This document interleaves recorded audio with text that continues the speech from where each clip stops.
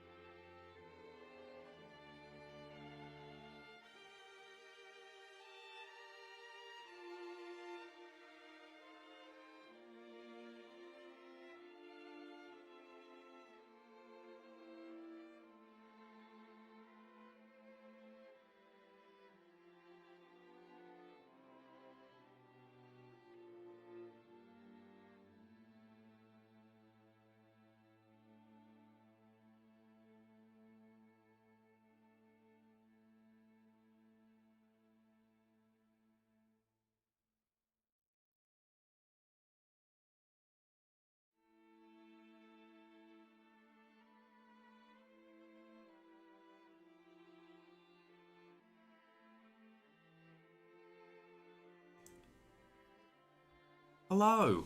Welcome to... I think I'm on the right screen.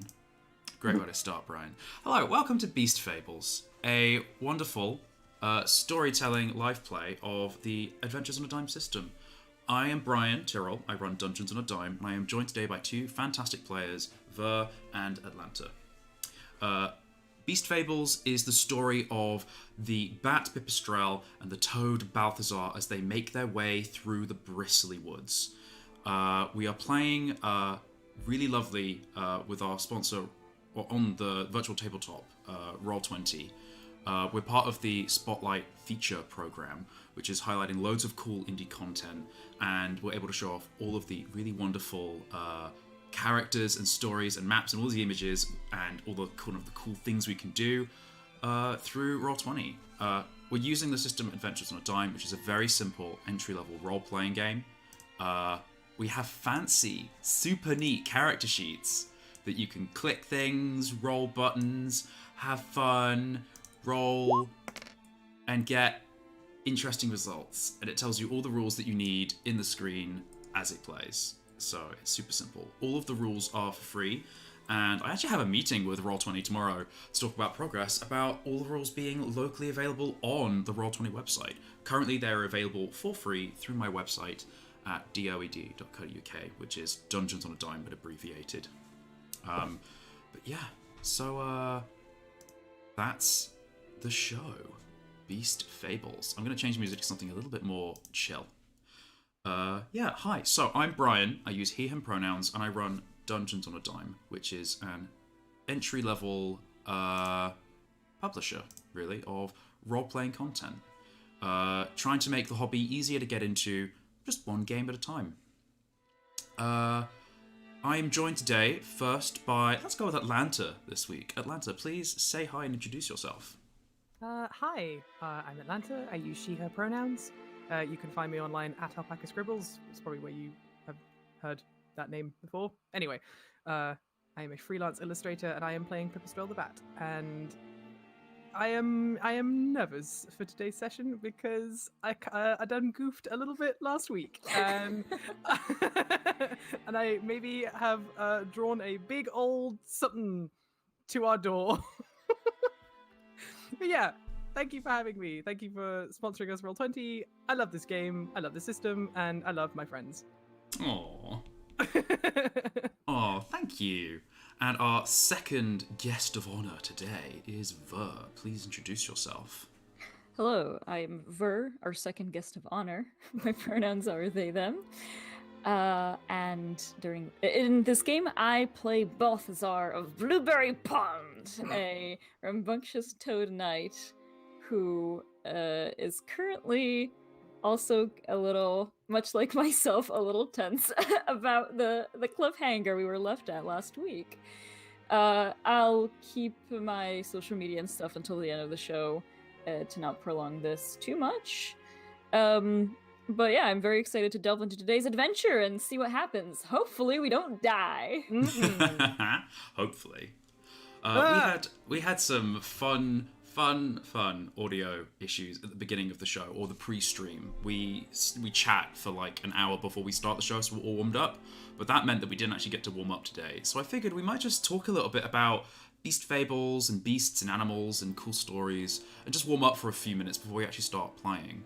Yeah, it's not going to be the entire stream. It's just no. Just like 10 minutes of little warm up and a wiggle jiggle, and then I'll be like, game start, and that's probably where the podcast will kick off from.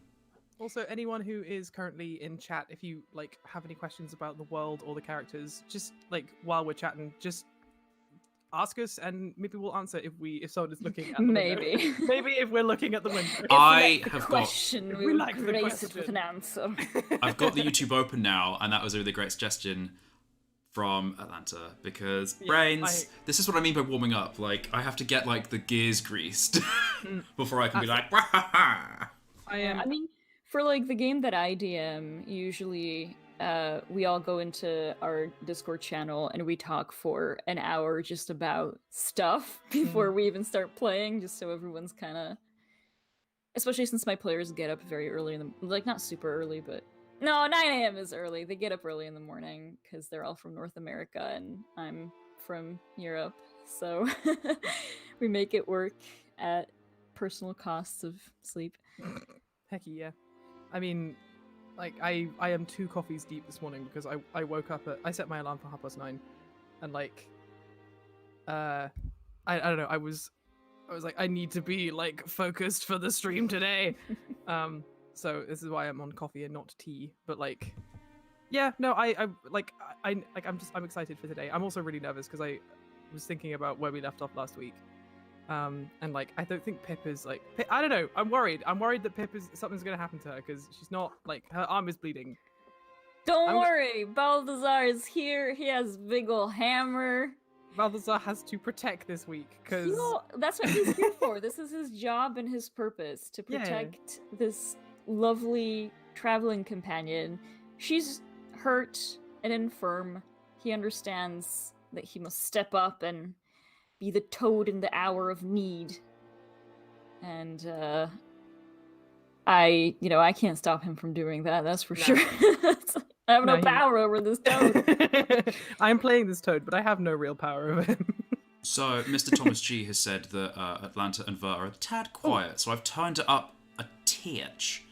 Tell us, Thomas, if the audio is quiet. Also, if there's any audio issues at all in general, just hit us up and be like, Something's wrong. We will fix them. We will fix it. Stuff will happen. Yeah, man, the audio has been a roller coaster ride today. And like the first because I think it was me, right? It was my headset feeding back into the mic, and we didn't figure that out for ages. Well, like we think that's what the issue is, but like it was really hard to tell because like it could have been that, but it also could have been just like weird audio inputs from somewhere else. But like we kind of mostly figured it out, quote unquote. Yeah. Quote unquote. But like quote unquote, like I mean, we brute forced it.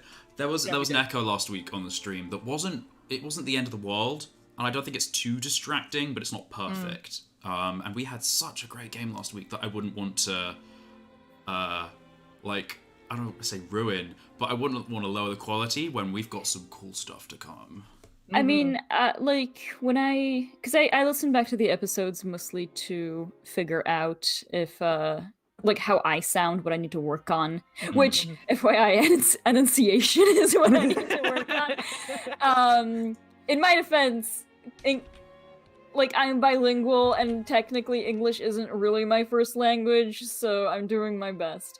But when I listened back to it, I don't think it struck me as particularly egregious. I think I phased out any echo after some time anyway, but maybe my tolerance of such things is also higher than some people, so but I think it wasn't too bad, and I still think we had a nice game, and I'm quite excited to pick up from where we left off and go try and beat up some giant bird maybe with a tiny hammer, because God knows that's what my character do. At least you you've got like a weapon and you're not injured right now, because like all Pip has currently is that little claw that, you know, which could be useful, but not when she's still like, my arm is bleeding. I want to know, what are you guys most excited to see next? Oh, just like in general. In the world, like, where are you excited to go? Oh gosh, I mean, sorry if you don't mind me like jumping in first. No, go. Like, I am super excited to see some of the like the settlements and things that we've been developing in our massive Google document, which is basically a novella at this point. You know, because we've talked a lot in in our Discord group, like in the document, just about like how does the world work? How do these animals, you know, do they have systems of government? How do they trade? How do they do this? Like, weirdly, I'm looking forward to seeing our first kind of town, like proper like working town. Like, I don't know if the first one we'll actually see is Odok. I don't know if the adventure will go just straight there, or if we'll like maybe stop in smaller towns on the way, depending on how today goes. Oh yeah, we could look at the map actually. Oh wait, where's the map? Oh, so we have a slightly bigger map. I've hidden this map from your vision because technically you can't see it right now. Well, that means Okay. I can see it on stream. Haha. Ha ha ha! Let's go to the How stream. Jeez. dare you? I see a little bit of it on the stream because you Yeah, said you we can. got an updated version of the map from the Oh, you know what? It's fun. Let's have a look. house. Thank you. We like world Because building. you could have looked at it over Ooh. lunch or over like breakfast. I mean, like maybe like 4 a.m. and you haven't slept. What is time? No, I mean like for you, the beasts. I Oh, care right, for sorry. you. Yeah, I thought you Pip. meant like in real life, and I was like, I don't know what bloody time it is. So like we're still. Well, I feel we'll be going through Willowmoot. Probably. I feel like, yeah, I was gonna say I feel like we must be at some point because like we're where are we on the map? We're on Mushroot. Yes, we are. So I feel we're gonna go through Willowmoot and then down to probably like Widrow Yeah, and make our way across the river into Odok. because isn't that what we kind of decided last week? Yeah, but I you was decided like, to we sort were gonna- of. I'm going to draw it on the map so you can Yeah. see with a color that isn't mossy green, so that it's obvious. But you just kind of discussed a route that looked a little bit like this, and kind of following the natural contours of the river, Yeah. Excuse me. based on the basic map that you had received from. Yeah, the the weird peeps. sort of wartime map. Yeah, I'm going to leave that on the map layer. That's like your established. That's the route you discussed. Yeah. If and if you you- want to change it, I can delete it. Drew anything? I don't see it. Oh, I did it on the like- GM overlay. Whoops. Oopsie daisy. I might just. Don't worry, move guys. that. We're all really, really professional over Well, here if at you Beast right Fables. click on, yeah, there we did it. go. Hooray! Perfect. Yeah, that's And probably yes, what we're Dominic, looking at. that is a little Balthy and Antilda at the top there. Yeah. Little cuties. I love them. Oh, you just deleted them. No, I moved them bring down. back. Oh, okay. So Cool. the people in the stream can see it. Oh, well, that's I'll nice. bring down the because I was drawing a new Balthy. I'll bring him down to the map. Oh, I should draw a pit for this. Oh, session. you should have little icons that like bubble along as you move on the map, Oh my gosh. That like Indiana Jones style. Also, it's very much Balthy because it's just like. Well, it's supposed to be him going like, you know, I'll protect Pip. I'll attack the big bird. That's his new voice, by the way. I'm Womp, womp, womp. workshopping it. At least you I actually don't have- allow any criticism. I will not be taking notes. I like that you like. At least you actually have a voice for Balthazar, because like I keep kind of almost doing one for Pip and then I get embarrassed and I don't. It's just silly. Cause... I just say like throw yourself into it. I'm know. kind of Or- I'm but finding also, out these like- different beasts' accents as I do them. I like the Yeah. idea of each beast having a specific accent.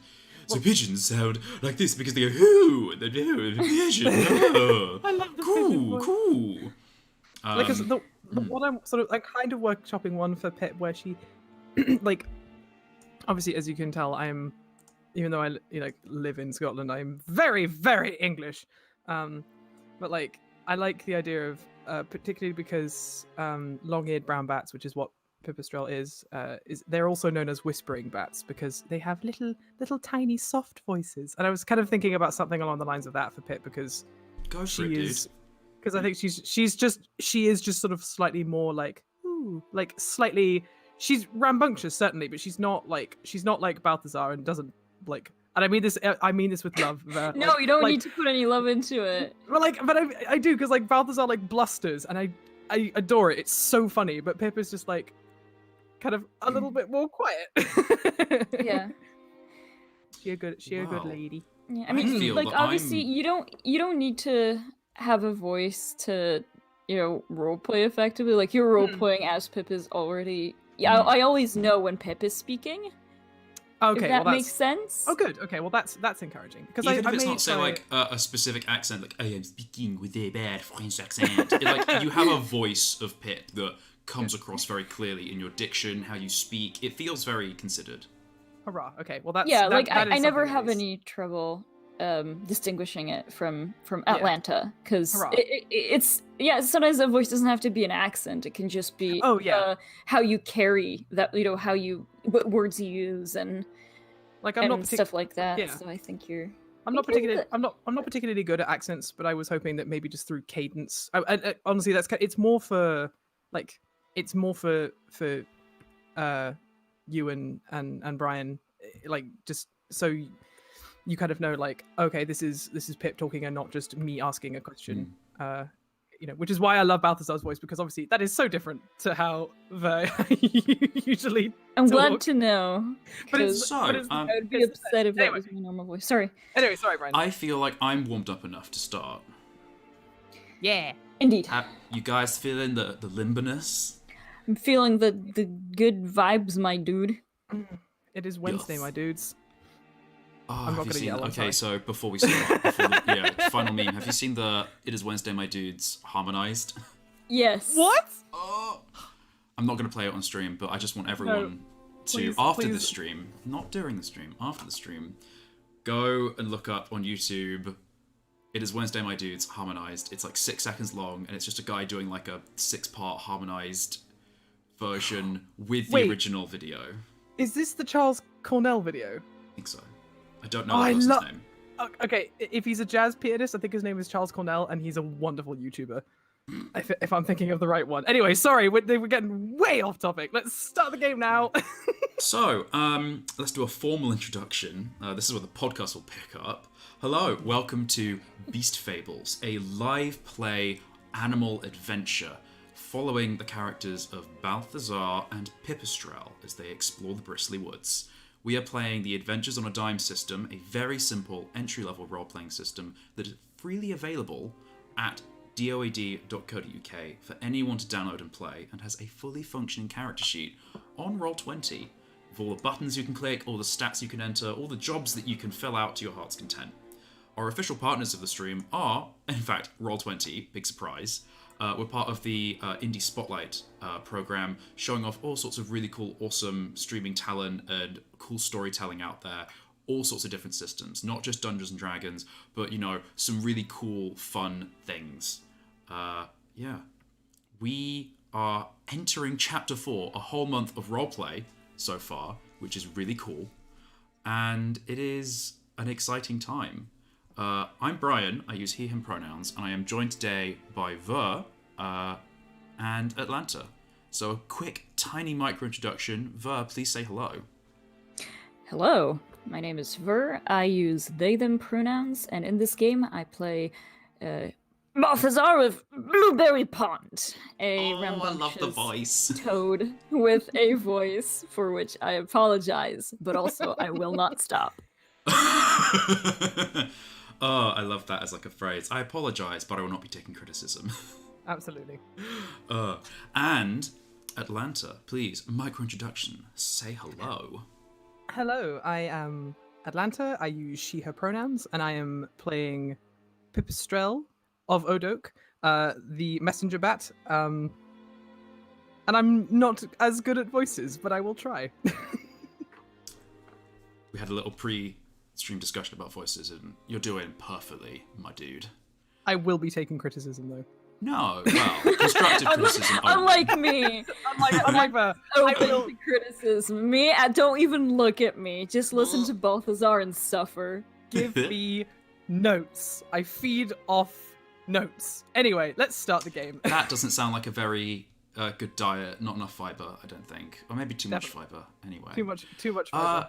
Can someone... today, the artwork for the stream is by Ver, who is a talented illustrator. And so that means, Atlanta, it is your turn to summarize the previous game. I realized that we swap art from Atlanta or from Ver. And then we also, in reverse, swap who describes the last chapter. So, Yes. what happened in Chapter 3? So in Chapter 3... Where did we start in Chapter 3? We had rescued the ants. We were moving on. Oh my gosh, I can't even remember where we started last week. We started right after we handed the ants back and oh my God, of course we did. walked away. Yes, so we had just rescued those ants. We had just moved on, and we were continuing our sort of wending our way through the bristly woods, kind of taking a. We decided on a route to try to get to Odok, and with the map that we were given, which we think, at least from Pip looking at it, we think is probably a military map because it was sort of cut from a larger piece and had a sort of top secret looking stamp thing on the back of it. And there were all these little towns that weren't named, just crossed out with X's. And Balthazar and Pip assumed that they were must be some sort of village or place to rest. So we made our way south from Bramble Dam down the river towards the first of the X's. And the closer we got, the more we realized that this was not a particularly safe place to be. We appeared upon a rundown, destroyed village, which looked like boars had been through it and had, wrecked house, as it were. And what else? And then so we went into the village. We found a house. We were looking. Pip was getting very tired and was losing, maybe not a lot of blood, but was starting to bleed because her arm is still, she's still injured. And we discovered a house that had been abandoned, but was still mercifully intact. And we went inside, and we had a nice little look around. Pip, at the very least, went and had a good little look around the house and nosing around in things that she probably shouldn't have been. And discovered that it was probably owned by farmers, lizards and mice or shrews, I think. And Balthazar had a fit of gallantry and went to get us some water from the local well. Definitely rolled well enough that something didn't just snatch him off the forest floor. And so we reconvened in the house. We started to cook. We started to unwind. And just as we are beginning to settle in for the night before we carry on towards Odoak or Willowmoot or wherever we're going next after this night, we hear something large and winged landing outside or possibly landing on the roof. And we have the very worrying notion of can whatever is outside smell the blood from Pip's arm, which has not been dressed or poulticed or anything. And I believe that was everything that happened last week. I think. Yeah, that pretty much sums it up. Yeah. So we are entering in today's session a little bit nervous because we left on a cliffhanger of we don't know what is outside and we don't know if it knows where we are. Well, we stoked a fire, We probably there's some light probably coming through the window, so I imagine anything on the outside probably knows there's stuff on the inside. So, before we start the narrative description of what's going on, we have a new scene. We are testing out the Mortal Bearings additional roleplay supplement, which helps any system, any role-playing group, have informed, improvised storytelling. At the start of each kind of game or kind of really good segment in the story, you start a scene, and the players get to pick a fortune, which could seal their fate or make something more interesting happen. So the 3 fortunes you have to pick from today are hunger. I'm going to type them into the chat. Hunger, anger, or joy. Oh. So please discuss what you feel about these 3 themes. I mean, I've never, I think, seen a... Because these are fortunes, right? Mm-hmm. These are fortunes. I don't think I've ever seen fortunes that are like a single word and not some manner of... Like a phrase? Yeah. So this is terrifying. I have to say, for the sake of what's happening, I feel like hunger is very apt. See, that's what I was also thinking, because actually something I should have mentioned that happened last week is that one of the things that Pip did when we first entered the village is she had a good old listen to see if she could hear anything. And there was the potential that there was an owl within Pip's hearing range that I forgot to tell Balthazar about. Which is why he just gingerly walked out of the house like, I'm gonna go find a well. Oh my God. Like, yeah, so I feel like Vera, I think I'm kind of with you. I think hunger might be probably the most apt and also the scariest, which I'm sort of all for. This is as we have established, this is a beast eat beast world. Yeah, this is now a horror podcast. Okay. Subscribe for more scary stories. sort of like we had that cliffhanger last week, the camera looks up from the dark shadows of the table to a Balthazar slowly rising from one chair on the opposite side of the table, clutching his hammer and looking warily over at Pipistrel, who lets out a little squeak of "Oh no!" as she looks at her wing, her bandaged and wounded wing, with blood seeping through the bandages, realizing that the time that could have been spent on preparing for the next leg of the journey has instead been spent snooping and giving in to her vices of looking around this house. Icky Lucky, the little bug, scampers from the plant that she has been just hanging out on into the little tin lantern of yours, Balthazar, and kind of curls up into a ball. Yeah. Oh, no. The gentle bug being light a- that she sheds dimming, and only the long and now ominous shadows of the firelight from the hearth flickering around. You hear a shaking. Something is moving in the branches of the tree upon whose roots the house you are sheltering in is built. What do you do?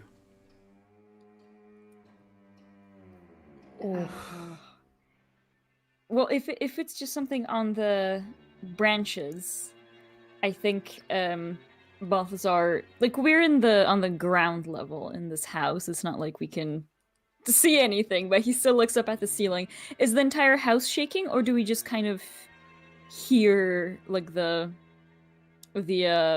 branches? Like, is it affecting us physically? I'd say you feel the vibrations. You're looking around. I would say you see all of the furniture shake a little bit, and you realize that a lot of the furniture in this building seems to have braces or like lips to, say, shelves that prevent things from falling off if vibrations were to tremor the house. Okay. As you kind of see like glasses and things rattle against the edges of tables and then stop, where they would have just fallen and crashed. The vibrations are strong enough that you can feel them, but they're not necessarily like, the whole house is going to collapse, if that makes sense. Yeah, it's not like an earthquake. No. Or if it is an Gotcha. earthquake, it's like Richter scale 1. Okay. Yeah. I mean, I think Balthazar will say, well, perhaps if we just remain very quiet, this trespasser, well, not like we're not trespassers ourselves, but this additional trespasser might leave us be. There is lights in the windows, no doubt, but perhaps we can pretend as if we had left already, leaving some dimming embers in the fireplace. Ooh, I think in response to Balthazar, I don't think Pip is going to say anything yet. I think she is going to, oh gosh, I think probably very gingerly, kind of very quietly get to her feet, and I think she's just going to listen very hard and see if she can figure out how high up this thing is, and would I be able to tell maybe what kind of creature it is by listening for certain footfalls or other things like that? I would say make a cunning roll at disadvantage. This is very difficult for you to do. Okay. Unless you have any specific skills that you'd like to try and tag. I'm very good at reading maps. No. As you are listening, while you're kind of figuring this out, you are hearing more kind of shaking and creaking. I don't know if you can hear like the kind of the sound effect I'm doing for the shaking through like me literally shaking my table. Oh gosh. Okay. I don't think there's anything I can specifically tag. So yes, I will have to roll at disadvantage. Okay. I Okay. Oh. Double nines. Nat 9. Not 9. 9. So, you rolled a 9. You rolled a success. You do as well as you can. The narrator describes how successful you are. It is after the most recent bout of shaking that you stop and press your ear to a wall, the one closest to the roots, to see if you can sort of determine what the sound is. You hear as dull thuds through the bark, sharp claws thudding and gripping into the tree. You're not sure where, high up, and moving. And then suddenly a push, like a shudder, silence, and then slightly louder, Oh gosh. something grab onto the tree lower down. Okay. I think. Whatever it is, it's getting closer. Okay. I think reacting to that, to whatever it is getting closer. I think what Pip is going to do is she is going to, again, not say anything. She's going to gesture to Balthazar. She's going to put a little hand up to her mouth to indicate that she wants him to try and be as quiet as possible, and she's going to go and douse the fire. Okay. What are you going to douse it with? Is there still a bucket of water that we used because we were cooking earlier? Is there any water left? Douse us with my stew. I won't douse think you've used the water for the stew. You'd have to douse it with the stew. No. No! Oh, gosh. Well, as she walks away, actually, Balthazar would kind of like stop her before she, goes too far, and he says, "I believe it might be too late for that, but when you were exploring this house, did you find a cellar by any chance?" Ooh. I don't know if I did. I remember going upstairs. Well, you went upstairs, but it's like Is I'm there... be real table talk. Balthazar with his 1d4 and cunning will not find a cellar even if he really wants to. Okay, I think I would say I don't know. I'm not sure how I would determine this. could I sort of, being inquisitive as I am, could I sort of, given like what Balthazar has just said, could I quickly look around and see if there is like a cellar door somewhere on the floor or nearby that maybe we could scurry down into? Because if I may propose, if these guys were mushroom farmers, then maybe you need to, once you harvest mushrooms, you need to put them in some kind of drying cellar. Yeah. And, Okay. and a abode such as this would have maybe an adjacent cellar somewhere. No, I'm liking this. I like this world building as well, so I'm going to note that down. Like mushroom farmers have mushroom cellars. More to add to the novella. I want you both to make cunning rolls for me. You Oh. will, like, there is a mushroom cellar. This is to tell me how fast you find it. Okay. Oh dear. Nat 10! Oh, Nat 10! And let's see how much I messed. Oh no! The duality of beast. So I'd say this is about speed.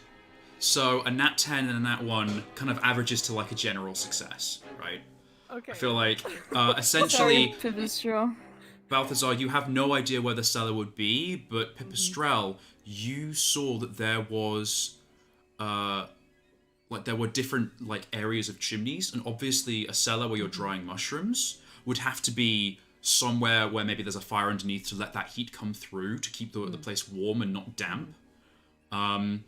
So you're able to guesstimate where a cellar would be, and it's on the other side of the living room. There's like a little, you can see it, there's like a dark shadowed door that you hadn't quite realised was there, across the ground floor where the living room is.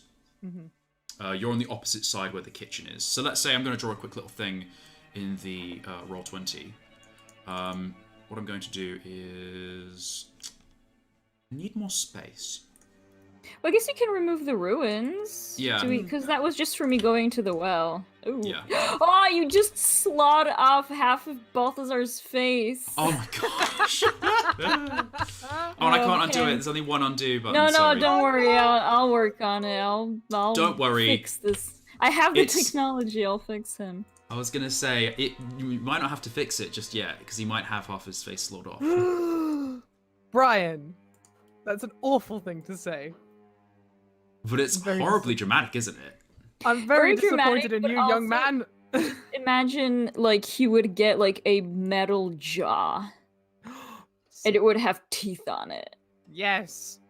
God, I'm sitting drawing right now, and I really wish I could use my drawing tablet to draw in Roll20. I think you can. If you pull your Roll20 thing Yeah, down, if it you should pull the use it as a window mouse input. down. Oh, Yeah. really? Yeah, because it's 'cause it's basically just just a click, so to speak, air quotes. Yeah. But yes, so we'll say that the kitchen is here. There's like a table that you've been sitting around. The hearth is here.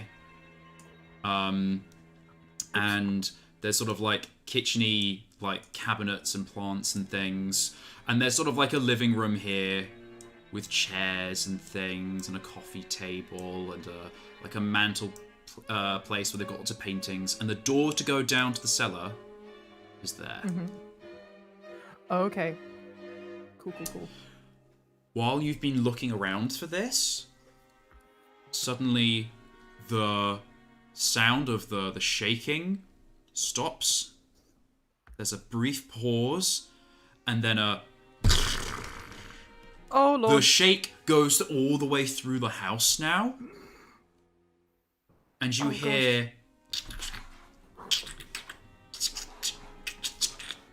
of the sound of sort of like nails on a chalkboard, or more like claws on a tiled roof.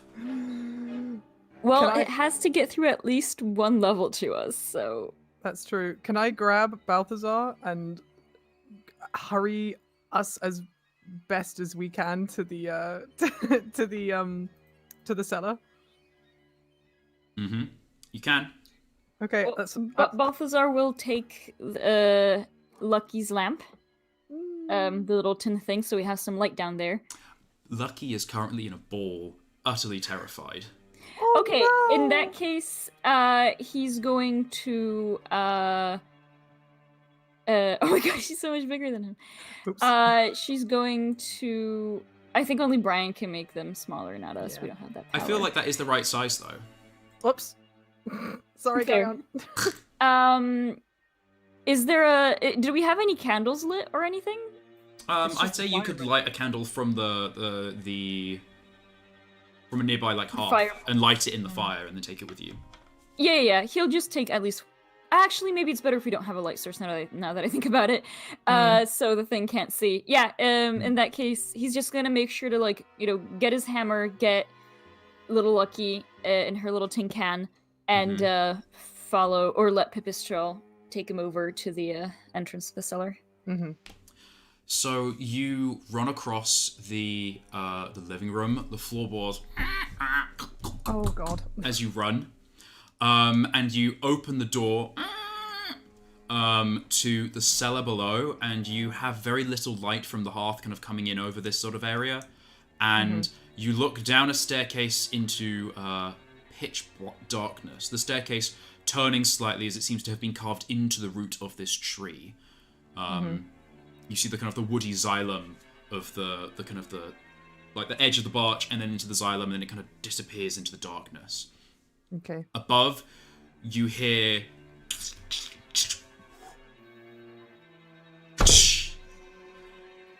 What? the shake God. comes from the side of the tree now, not from above. No.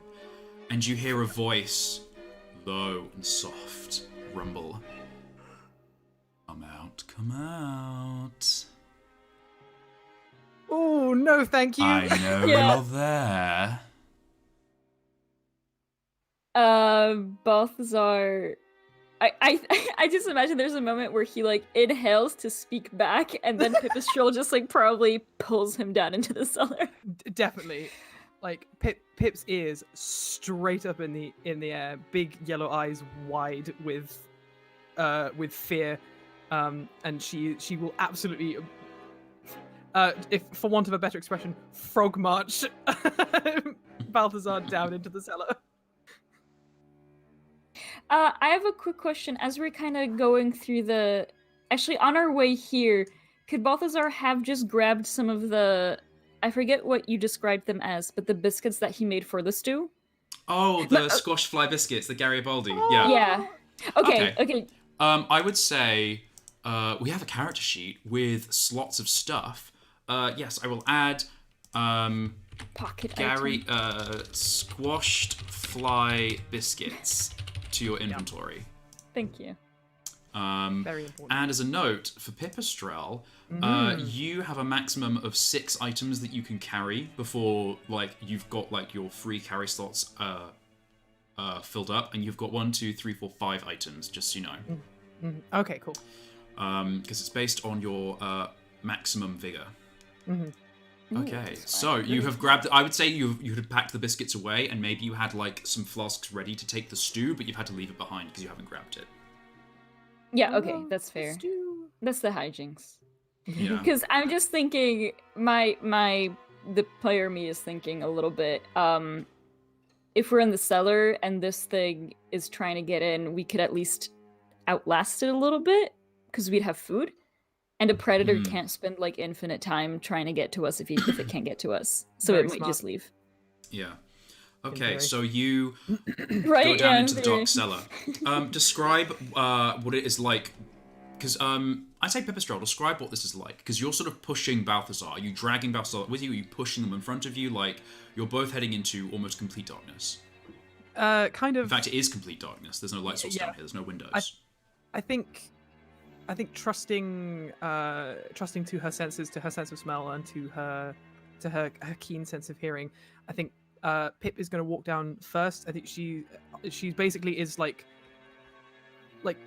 holding Balthazar's hand, half dragging him down the stairs as quickly as she can, because whoever said "I know you're in there" knows that we're in here. So I think all she's going to do is just try to get them into the cellar and kind of into a corner and sit as quietly as possible until hopefully whoever it is who is outside leaves. Okay. I would say that is... I think that's a vigor check. You're doing it routinely and you're relying on your senses. Oh gosh, You're not using anything to your advantage. Yeah. You're not scheming or anything like that. Not really. I think this is kind of... Yeah.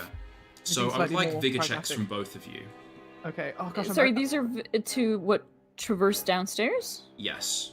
And I would say, Balthazar, you have disadvantage. Because I can't see. Because you can't see, unless you can tag a skill. I don't think I really have an... unless my moisture sensitivity can help me. Which is in fact a flaw, so really I just get triple disadvantage. Oh no. I love that. I'm really sensitive to moisture. So when That's I my go to the thing. cellar, I can tell if it's where the places are dry and where there's mold. Yeah. I'll just... Oops, hang on. There we go. Oh heck! Got a nat 8, but then I got a 3. Ooh. So Pipistrel got a critical success with roll of 4. Oh, thank God! And Balthazar has a complication with 3. So, Pipistrel, you succeed better than expected.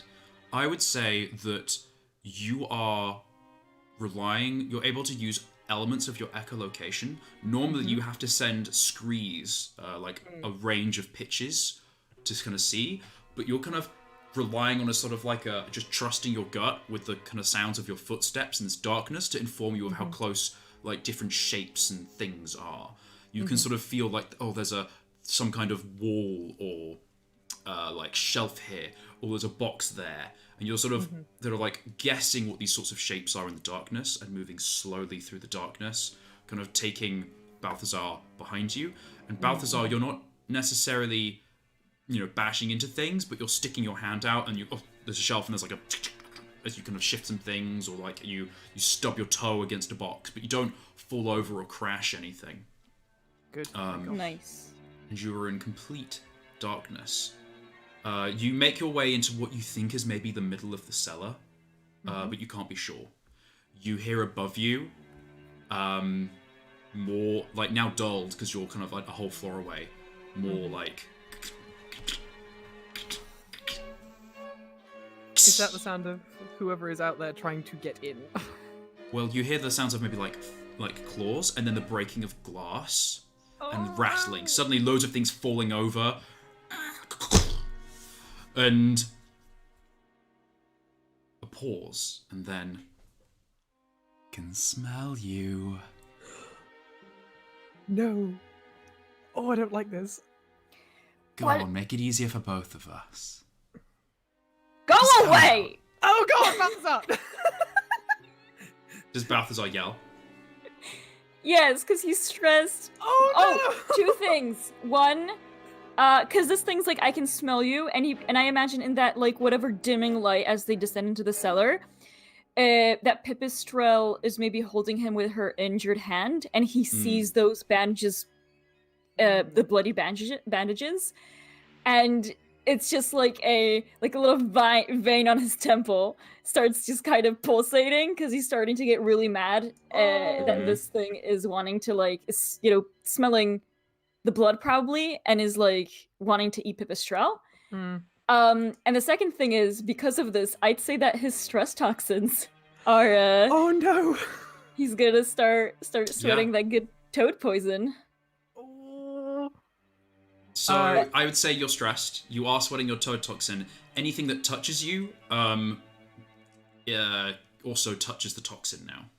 Oh god. Well, okay. I mean, I think it's like gradual enough where he's gonna. There's that moment when it says, "Oh, make it easier for us," blah blah, and he's gonna pull his hand out of. I would say like you're aware of that, and maybe you could whisper that to Pipistrelle, but that is something to be aware of. Like the toxins are active now from this point on. Okay. I'm not gonna say like you've also poisoned Pipistrelle. He's gonna kind of pull his hand out, and yeah,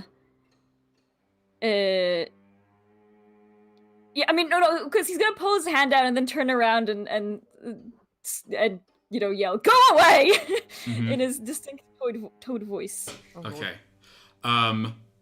There is quiet, and then the sound of more claws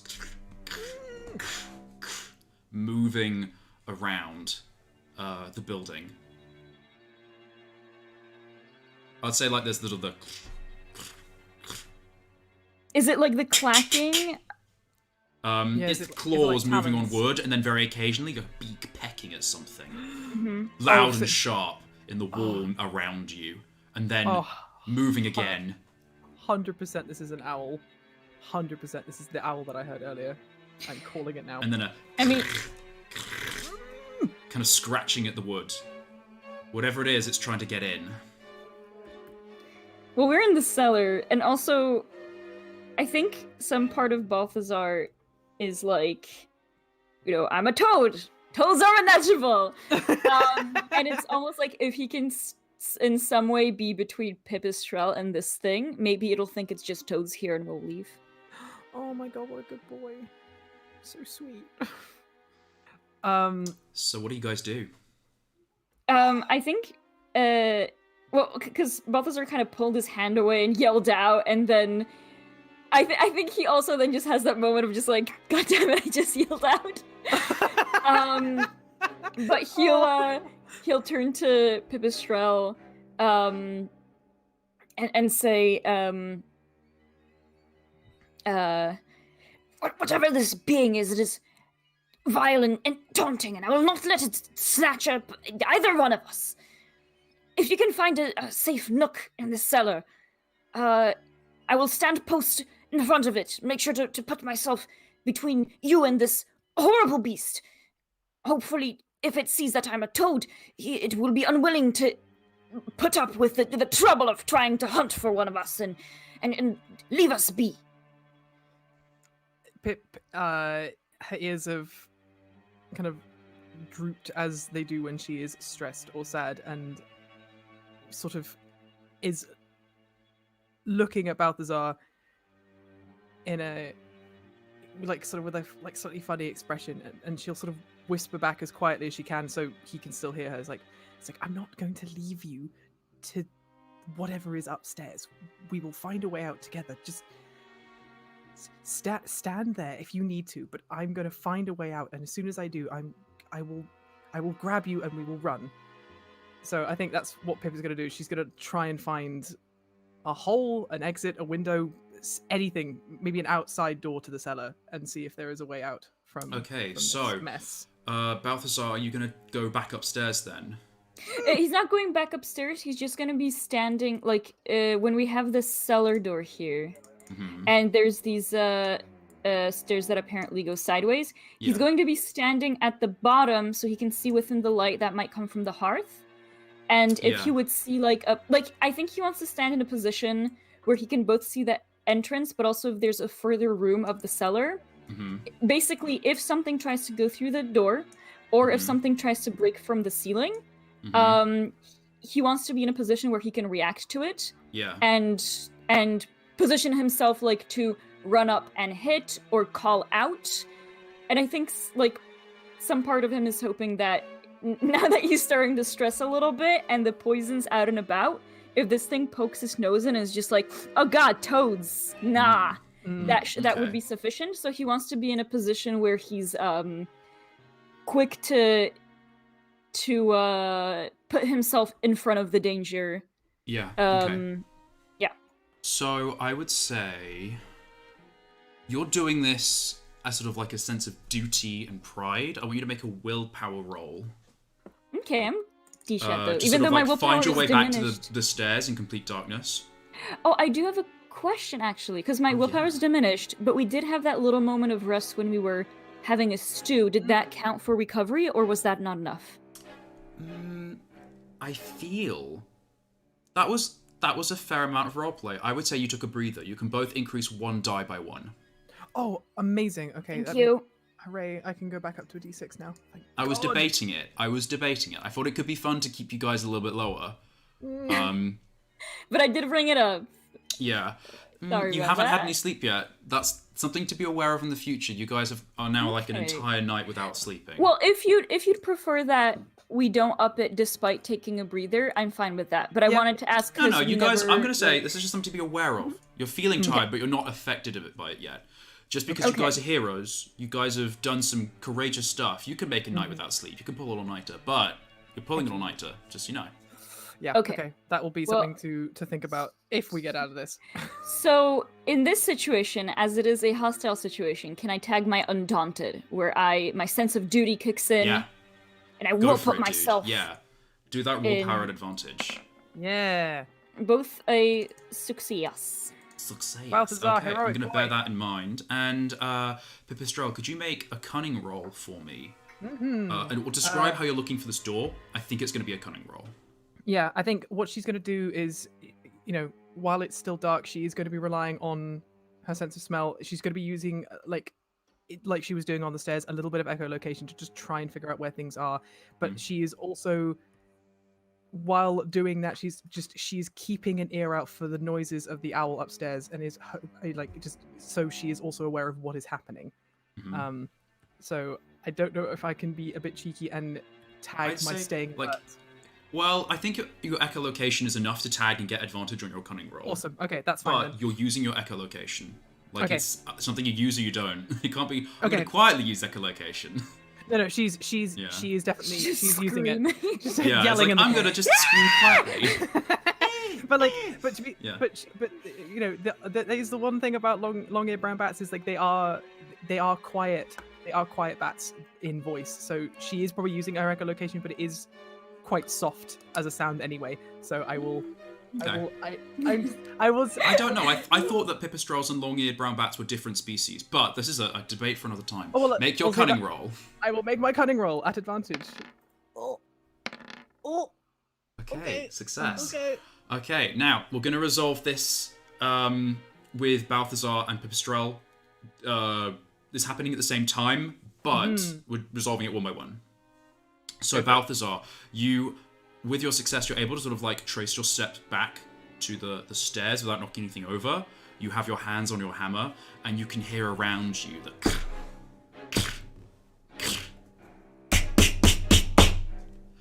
of pecking, and then a big shudder as something seems to be ripped open, and then God. kind of a scuffling, shuffling sound in the ceiling above you, and then a silence, and something smells good. Balthazar stops himself from. Well, his first thought is like, I know my stew is wonderful, but he's not gonna say that out loud. He just is. There's just that moment of him like adjusting the grip on the hammer, kind of looking up at wherever he heard the voice, and he's just kind of standing like with in basically a slight battle stance at this point. Ready to just steeling himself to react to whatever comes next. Yeah. I think he is, as part of that Undaunted, which actually I'm thinking maybe we should rename to Heroic, because that would be more contextual. But as part of the Undaunted, I think he's at a state where he's not really intimidated. Like, he's worried, about Pipistrel, about the situation, but he's not intimidated. Yeah. And he's just kind of like that Toad Knight of him is just like, well, come at me, knave, Yes. No, I definitely get the vibe you're going for. Like, you are aware of the problems, but you are not afraid of them. Yeah. And he's just, at this point, like, well, I'm going to deal with the problem.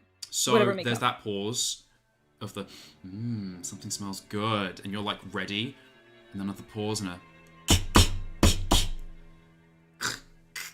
as, like, whatever it is begins pecking at the floorboards. You can hear like the boom, boom, and you can feel a little of like dust skitter down around you, and you can hear it pause again and go, August, I can smell you. You haven't come out to groom me in days. Where did everyone go? It's okay, just come out. We're all friends here. And then more pecking.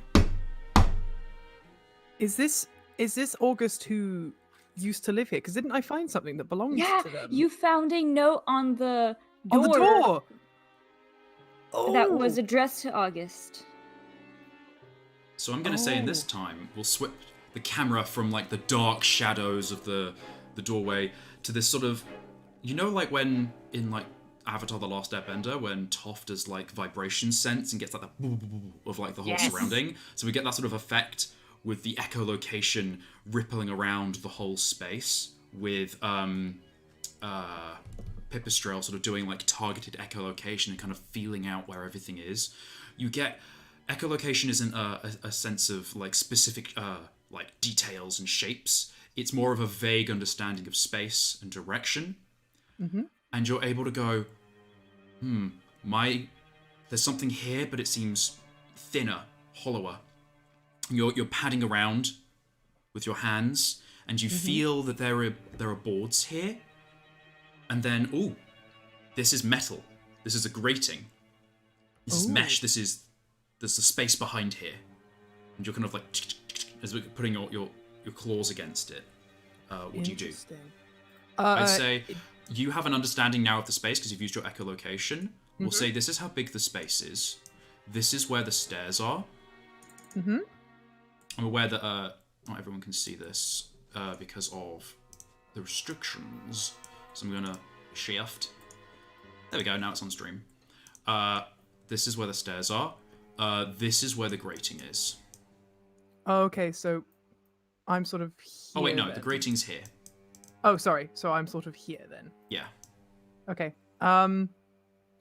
While I kind of have discovered this sort of grating, is there any chance that I heard whatever was upstairs? Oh, you would have heard that. It's like it's coming down through the whole ceiling. The dust shattered down onto you as well. Like, this is a very loud voice, even if it's speaking for itself quite very softly. Oh, Brian, you need to stop. Well, also don't, because it's great. I think... It's Predator ASMR. Oh, gosh, yeah. Only the finest Predator ASMR here on Beast Fables. Last thing you hear is Predator ASMR usually in this world. Sorry. I think Pip's first reaction would be like, okay, there is possibly a gap that we could escape through. Maybe. Because I'm going to assume if it's a thinner piece of like wall that it might be a grate to the outside. Is there any light coming through from the moon, or is it like completely pitch black? It's completely pitch black right now. Okay. But I think there's a space behind this grating. But I think Pip would genuinely be distracted by hearing the name August because she read that note. And I think, oh gosh, there's definitely a part of me as a player who wants to yell out, "We are not August." But I don't know if I should do that. I mean, okay, I'll be real with you, Atlanta. It's very likely that Balthazar will, so you can go for it. Awesome. I think like, here's a free pass. Yeah, don't worry about it. I'd ruin it anyway. D4 and cunning. I think like is prick up. She'll stand by the grate, but I think Pip will yell out to the best of her ability while she is sort of a little bit shaky because she's very scared right now. She will yell like, "We're not August," up the stairs, and then stop and not move and listen very, very carefully. Okay. There is like a pause in the pecking. And then another. And then. I don't recognize that voice. Who are you? Why don't we all get acquainted? And then more.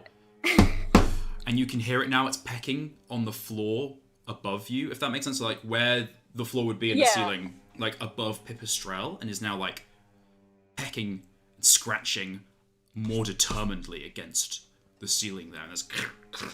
no! Balthazar's gonna very quickly get up to where Pipistrel is and kind of, like... not like push her out of the way. He's not just, bowling her over, but kind of positioning himself as to basically have her like go either towards this grate or whatever else. I would say you don't know that there's a grate there. Oh yeah, right. So in that case, he's just gonna like. In that case, he's gonna like when he's approaching from this other side, he doesn't know where the grate is. He's gonna like kind of guide Pipistrel to basically be behind him, if that makes sense. So he's gonna take her away from the grate because he doesn't know there is one. Is there anything that I can do to kind of like indicate to Balthazar that like I have potentially found a way out? Like, can I sort of wildly gesticulate to the grate? No, because you're both in complete pitch blackness. You could just say, Bugger. Okay. Don't. But I don't. Yeah. Okay. I don't know if I want to do that though, because I done goofed, and now whatever is upstairs is really, really interested in what is going on. Yeah. Well, I mean, I already called out to it earlier, so no worries. But I think but Balthazar's just like, okay, it's right above Pipistrel. He's gonna go in there and kind of just get her out of that line of danger as he sees it. You have, like, you're getting Pipistrel out of the way. Pipistrel, what are you doing? You have, like, a definitive action before I'm going to move things forward. I think... I admittedly also wanted Balthazar to be, like, speaking out as he's going there, but can I do that? You could. Because he's just like, no! Like, okay. No, I mean it, like, in a sense of, like, time, like... You act, they act like, things are happening quickly. Walking up and saying, like, where he would just, like, because this thing said, oh, I don't know that voice, let's get acquainted, come out here, something like that. And he will kind of, as he's walking up to that spot, he will just say, We are merely passerbys taking advantage of this standing homestead among the desolation. Leave us be, vile creature. We do not wish to speak with you, and trust me, you do not wish to trifle with us. Okay. So I'd say that's what happens is you walk up to Pipistrel, and Pipistrel kind of like, you're trying to like, there's a grating here, but you can't see, and it's all a bit futile. And then, as you say that, you sense by the shower of dust that comes down more than you necessarily see. Something has broken through the ceiling, and then it removes, and a shaft of like thin firelight illuminates the dust. You look up and you see the flickering above, shadows dancing across the ceiling of the living room kitchen space. You see one like dark part of the table leg almost. Sort of you're seeing. Let me show. A little tiny hole has opened up here, and then you see a massive dark eye that occasionally catches a glint of firelight and illuminates and fills the entire space. Its pupil dilating and looking down, and it goes, you hear muffled, because, you know, the head is covering the space, but it goes, oh, hello. Nope. Pipistrel, do you want to do anything? Or, because Balthazar is like, you know, ready to throw down, to respond, but I had kind of taken up the action last time, so I don't want to. I think, honestly, just because this is just what Pip would do, she is terrified, because if I am right in thinking that it is what it is, you know, she's you recognize the kind of eye. This is a barn owl. Yep. So she is absolutely terrified, and she is just clinging onto Balthazar's arm, ears down, eyes wide. She is absolutely shitting bricks to be incredibly uncouth about it. As you cling on to Balthazar's arm, no! Well, now Balthazar, you're wearing armor. But this is you true. Okay. look down, and in the very slight light, you feel like a hear more of a squelch. You look and you draw your hands back, and you realize that like this kind of like sweaty goo has like started seeping out in the corners of the armor. Oh, God, and you take your hands back, and you see that there is toxin sweating all out of Balthazar. Oh no! Did I touch little that? beads of it across his wide Basically, head. instead of sweat, like it's Yeah. Bugger. Because I imagine it's not like goo, but it's just that his skin is now toxic. No, it's not even sticky. It's just like you know how you'd have a sheen of sweat. It's not sticky. It's just it's just a sort of moist, I guess. I'm just trying to describe that like you're aware of the toxicity now. Yeah, definitely. Oh gosh. Okay. Pip will not have noticed that. She's scared, and you know will have forgotten that Balthazar will be secreting this. Well, you would never have known. Yeah, that's true. So, the eye then shifts drastically sideways, and then a massive brown beak starts to peck at the hole. I'm gonna widening it. Can I reach it with my hammer? I would let you try with a vigor roll. It's quite high. Yeah. Go on, So you could Balthazar. like jump and swing, but it is a big Yes, hammer. and cool parkour. Yeah! God damn it. Can I mean, so in being undaunted, not being intimidated by the visage of this creature, can Balthazar because can he kind of invoke the undaunted in that he has fought much bigger creatures when he had to fight boars? You fought boars. So yeah, I'll let you tag it this time. Yeah, for next time I'd have to come Find up a new with way of phrasing different. it. Yeah. Mm-hmm. So it's just that even seeing the large eye and seeing the large beak, he is not taken aback. Mm-hmm. And he knows that I think some part of him is thinking like, you know, if I'll just hit that beak, it'll at least give this thing pause. So he's So gonna... make a vigor roll at advantage. Oh, baby! Double crits! Double Yes! nat 8. So Double I critical think that success. as there was like some kind of thingy here, Mhm. like some kind of counter or something, or some crates. We'll say there's a crate nearby that's very convenient for you to jump up onto. Yeah, he just does like a little parkour, like hup, hup, and then just as he propels himself with a foot. He is quite strong, so he can do this even in armor. He just swings that hammer, and it being quite big for him, has the reach to, as the beak kind of comes in, he just time manages it perfectly. to Like block you it. kind of you get the leverage, and you smack it into the tip. And I'm gonna say that you actually you break the tip of the beak off. Oh my god! Yeah, I'll take it. He doesn't care. With a Well, critical MVP. success, you hear it but don't see it kind of skitter off into the shadow of the cellar, and the beak retreats. And a moment later, I'm not gonna do it, but a deafening screech of rage permeates the whole house, and it rings in your ears. Oh lord! I think, being undaunted and stubborn, Balthazar, as he kind of lands from his sweet jumps, and kind of seeing the thing skitter away, before it shrieks, I think he'll just call out something to the extent of, "We have told you are unwelcome here. Do not come any closer." And then it shrieks. What a badass! Yeah.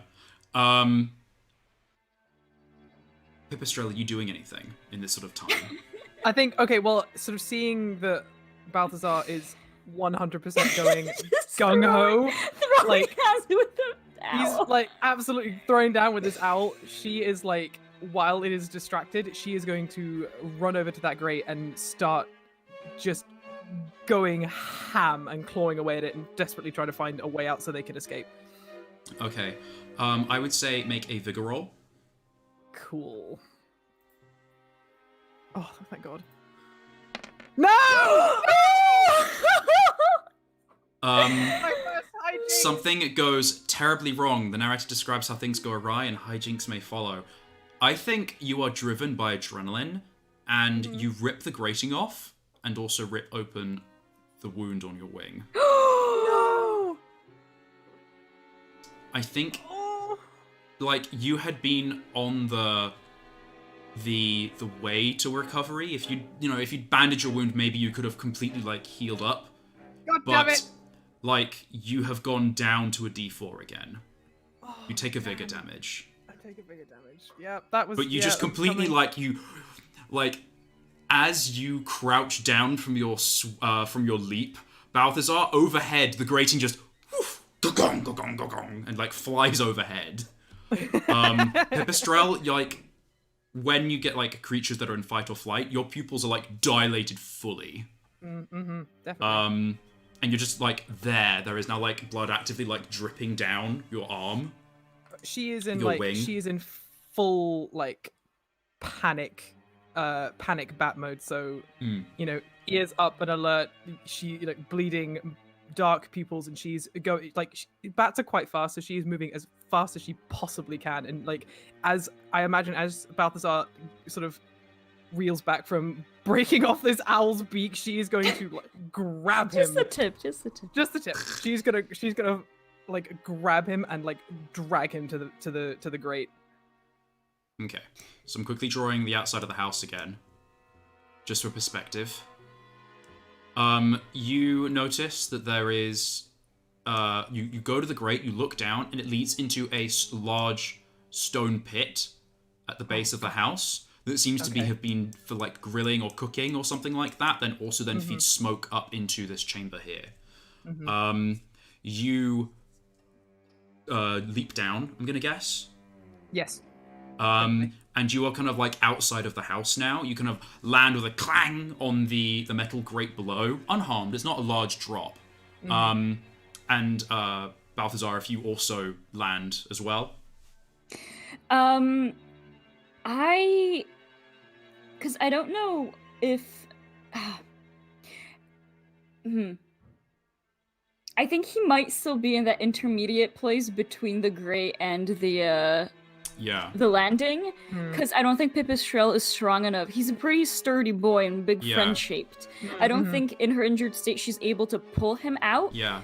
So he's kind of going to be in that in-between right now. Like, I think he was, like, shut or, like, pulled towards the Grey, and he's probably, he still doesn't know what just happened. He was just talking to this thing, and then the shriek and everything. He's probably, like, been banged into the side of the wall, but he's not even crouching down yet to get through. Yeah, so you're still in this space.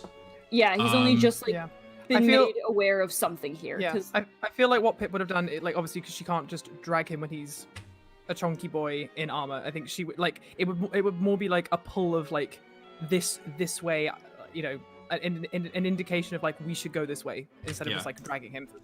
I can't move you. I'm sorry. Oh, sorry. So, yeah. But, sorry. So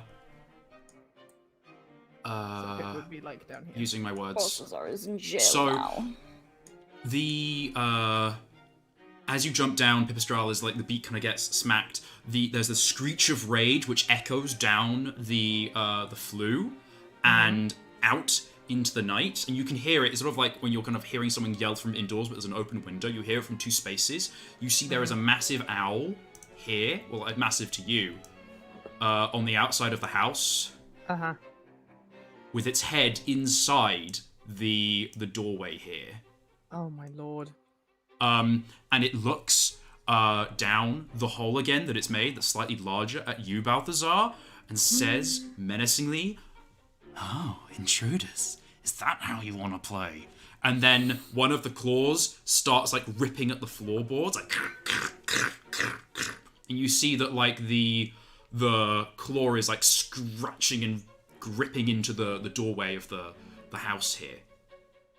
I think seeing, like, that its eyes are on him, and then kind of looking down and seeing Pipistrelle, he's going to be standing there with his hammer, and, he's seeing that she's injured and all, and he will kind of turn his head a little bit to where Pipistrelle can see him, and just kind of as whispery as he can, he'll say, "Go!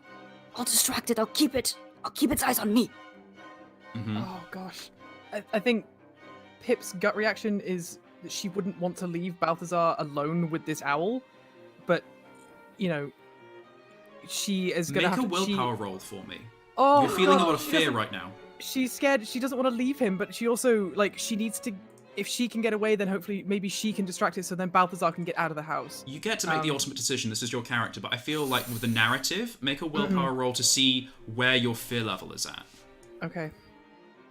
Oh, no! I think with the hijinks, you're completely racked with fear. Like, ultimately, you've known Balthazar for a day, and Balthazar's task is to take you home. And you don't want to leave, but also the fear is really inside of you. So I would say if you were going to make an action, I would lean it towards fear. Okay, well, acting in fear, and, like, it wouldn't be within Pip's character to be like, screw him, I'm just gonna run away. Like, it would be like, but she would act on what he would say, and is like, I'll distract it, you run. So she will, but she's not gonna run away from the house. She's not gonna leave Balthazar. She's gonna run out and hopefully behind the owl. Okay. So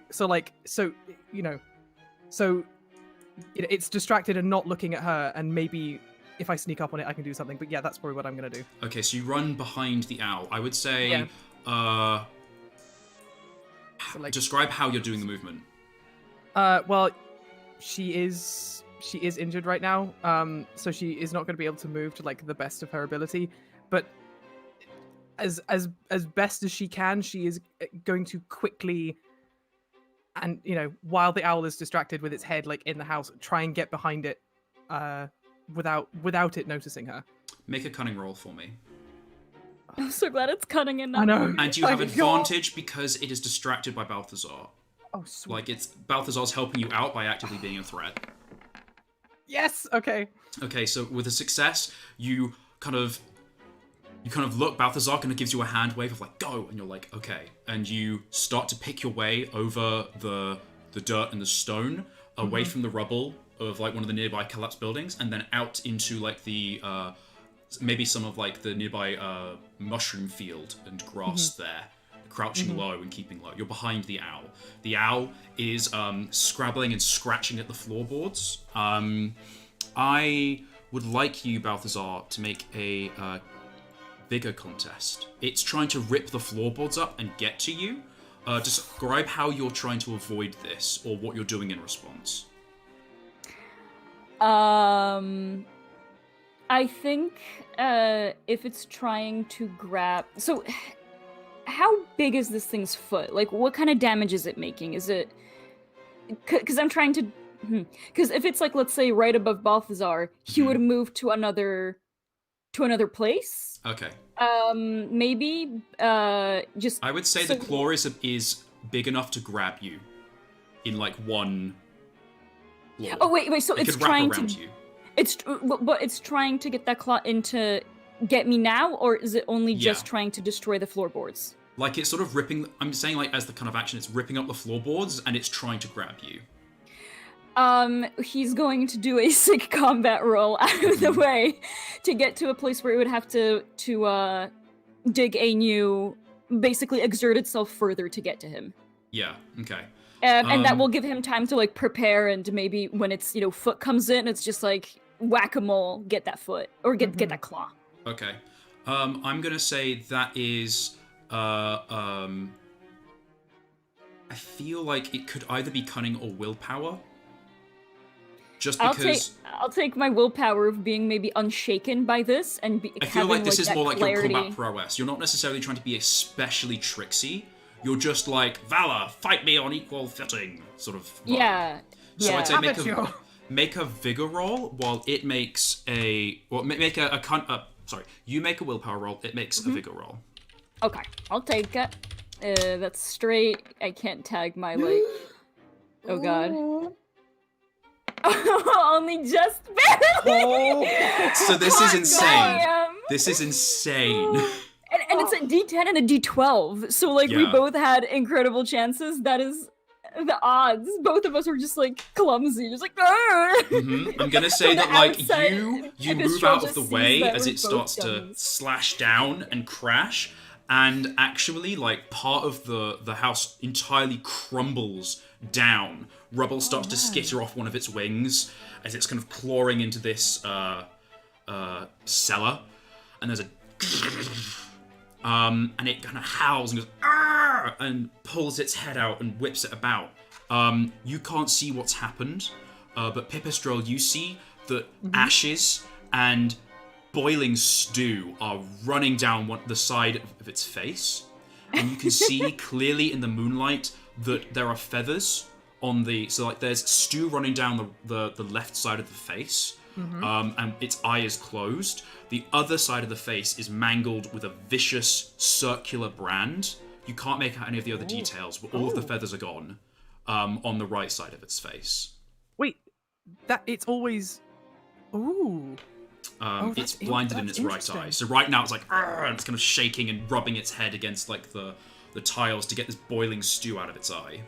Oh, God. Balthazar is still inside currently. Yeah, I'm doing sweet combat rolls right now. I'm being a Dark Souls. Don't worry. You're being a Dark Souls. Where the hell is the bonfire? It just ruined it. Yeah, it just ruined the bonfire. There's no respawn point, guys. It's gone now. Stupid owl. Oh god. Okay, I think if I'm watching the owl kind of like, oh gosh, if there's like stew running down its face and it's kind of in pain, is it really distracted right now?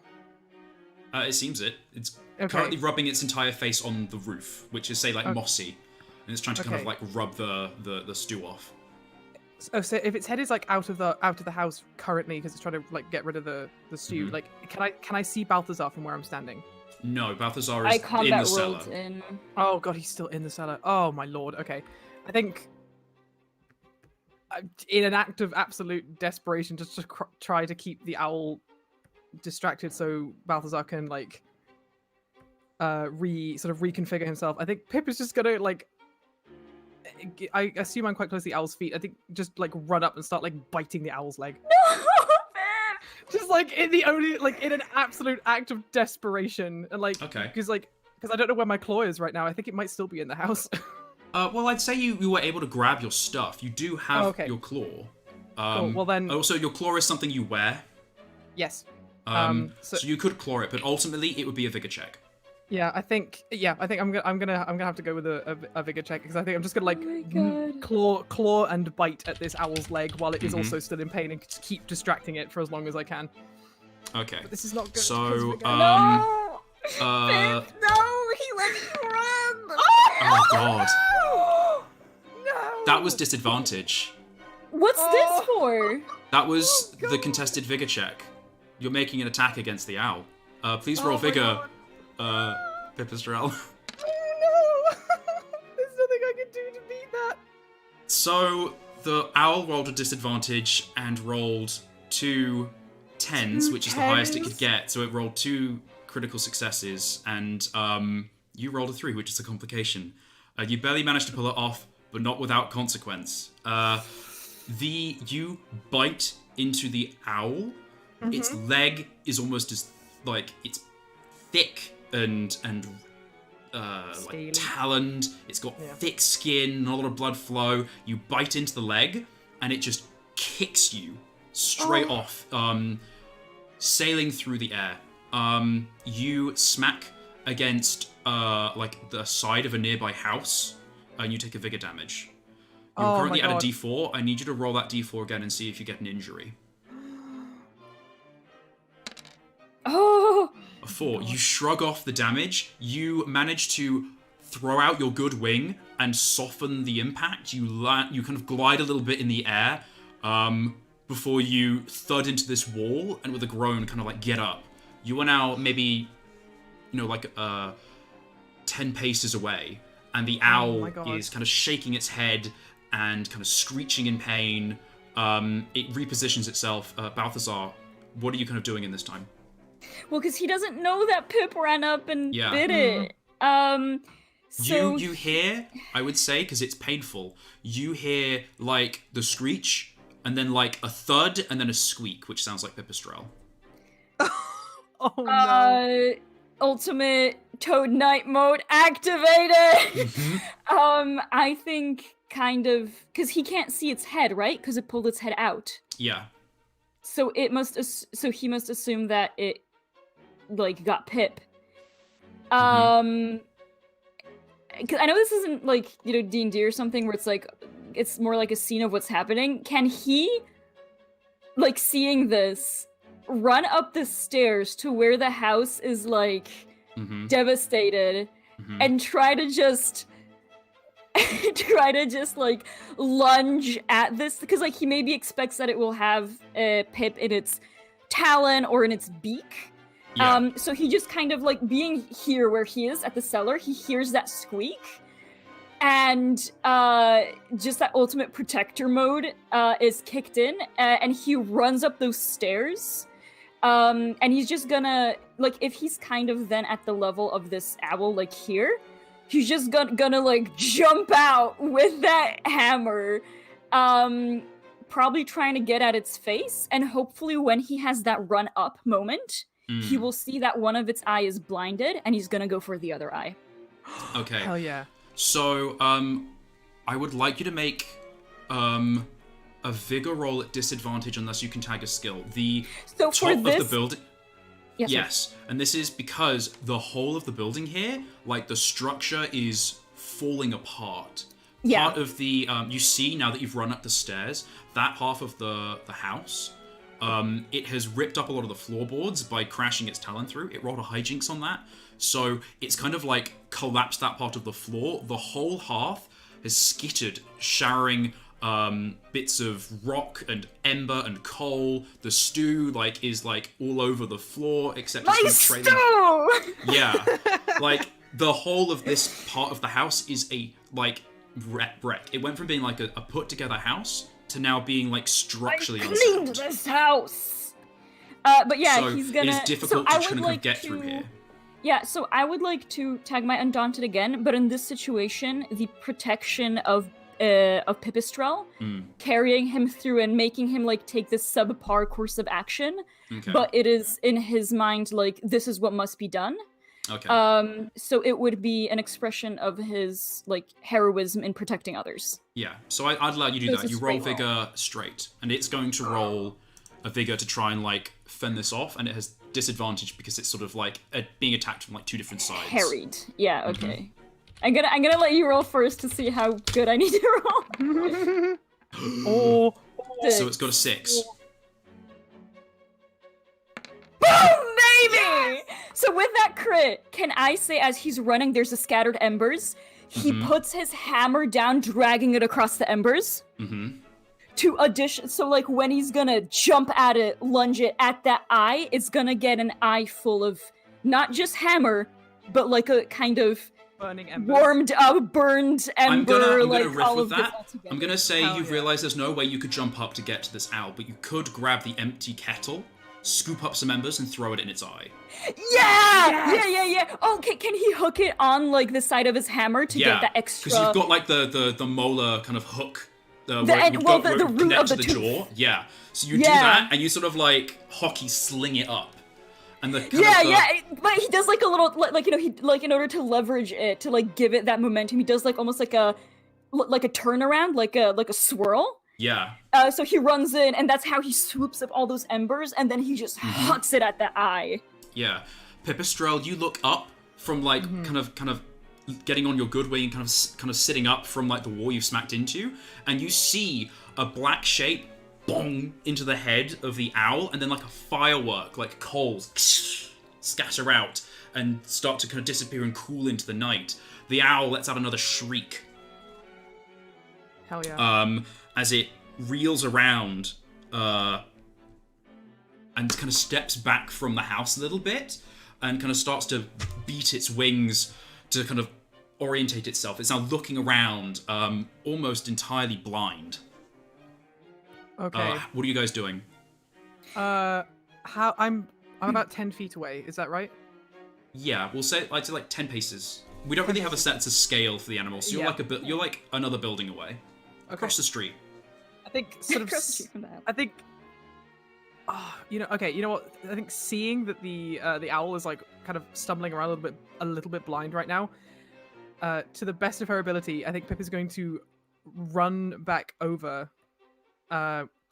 Claw equipped, and she is going to try and just start slashing at the lowest point of like skin that she can reach. So probably like belly if it's still on the ground. Like little needle claws, little needle teeth. Like she's gonna bite and claw her way like into this owl's flesh if she has to. Okay, that would be a vigor roll, just so you know. Why can it not be a willpower? Because I feel like you are it is like something in Goliath. Timothy and the Goliath. What is it? David and Goliath. David and Goliath. There we go. Yeah. It could be Timothy. It's David and Goliath. You are a small injured bat, and you are trying to claw this owl. You are also racked entirely by fear at this point, as we kind of established. It doesn't this is just what it is. Nah, that's fine. Okay, right, well then. Oh, come on. I'm trying so hard. Well, I mean, with a roll of 1, it's impossible for you to have passed. The beating of the wings is actually enough to keep you back. Like, it sort of claps you to the ground. And I'm going to say, as the hijinks here, you don't take damage, but instead you tumble head over heels and your claw ting, off your foot into the darkness, into the brush somewhere. Oh, damn. So, gonna go to your character sheet. Lovingly provided on the service of Roll20, coded by Wes Baker. Good shout out. And I'm just gonna get rid of your claw. No, my claw. How will you open letters now? Exactly. Yes. You are now clawless. Why did I have to use all of my good rolls before the fight started? God damn it! The owl is no longer speaking. It's just shrieking, and it starts to peck at where it thinks you are. Pipistrel, what do you do? Oh my god, what the hell am I going to do? Run, just run, but towards Balthazar. So, I feel like up to the house. I think to wherever. So I think run back to the house. Yeah, to get it, because I think I'm out in the open right now, which feels much more dangerous than being undercover. So yeah, back to the house, back towards Balthazar. Okay, and Balthazar, what are you doing? You're seeing the owl starting to peck at Pipistrel. Pipistrel is just tried to claw, let out a battle yell, and just been slapped by a wing, and is now getting pecked at. I think seeing this, he will yell out to the owl.